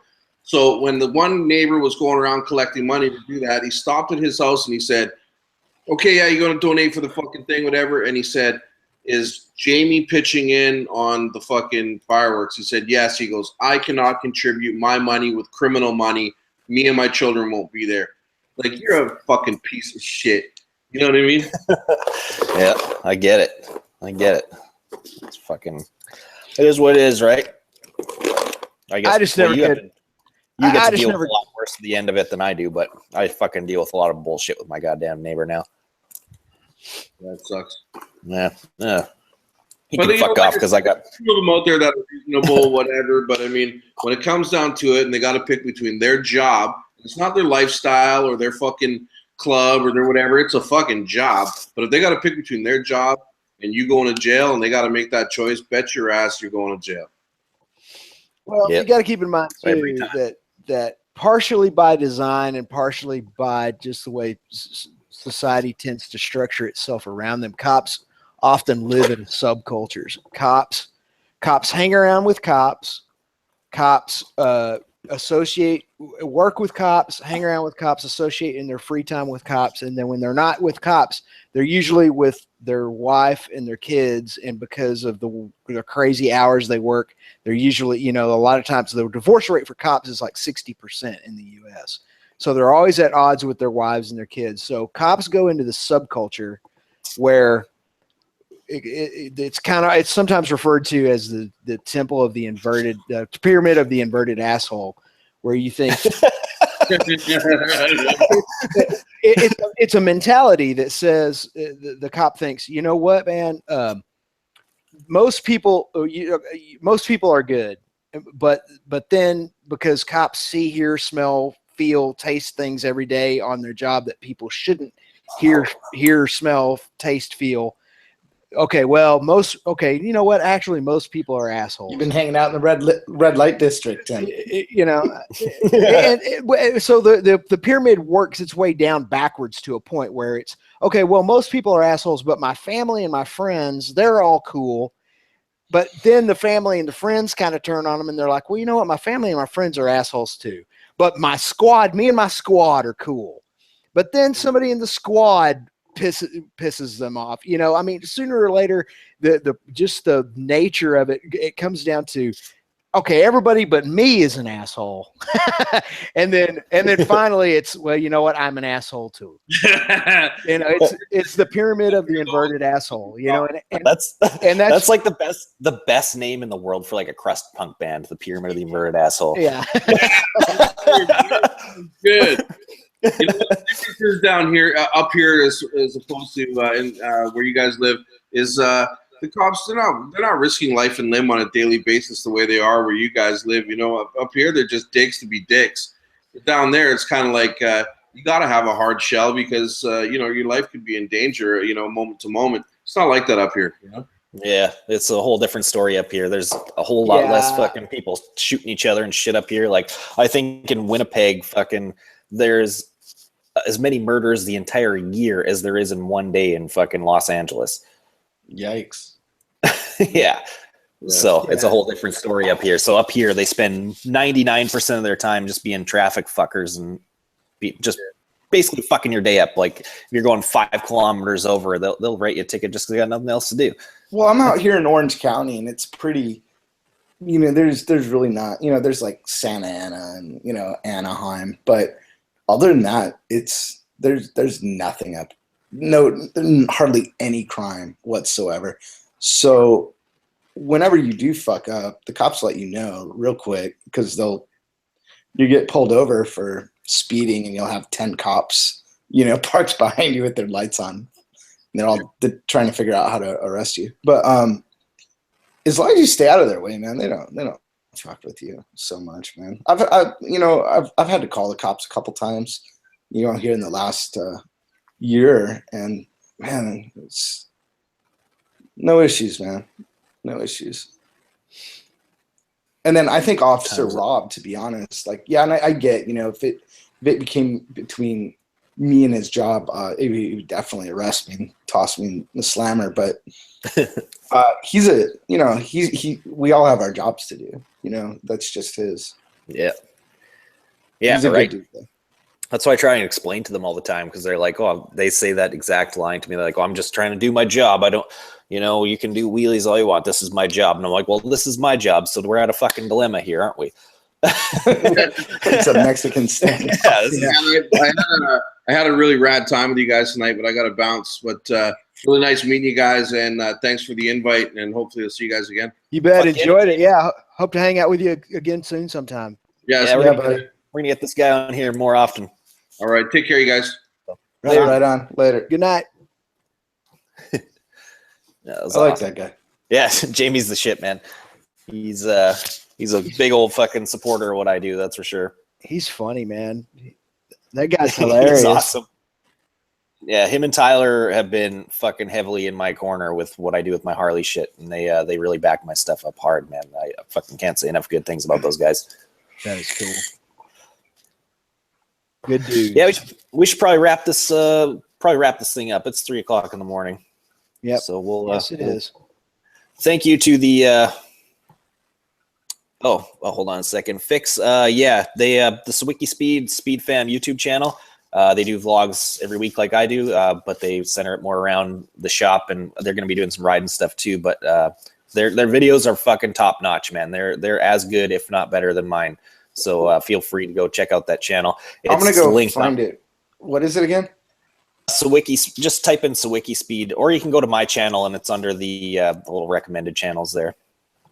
Yeah, they make awesome stuff. I'll do that. So, but anyways, yeah, fucking rights. Thank you guys all for watching. Thank you to the people who donated to this thing, to the hashtag GetLeadSEMM. And we're going to try and make this shit happen. So we'll be back again next week. Thank you guys for watching, and we'll see you guys later. Yeah, thanks for having me, dude. Right on. Yeah. Maybe you could make it.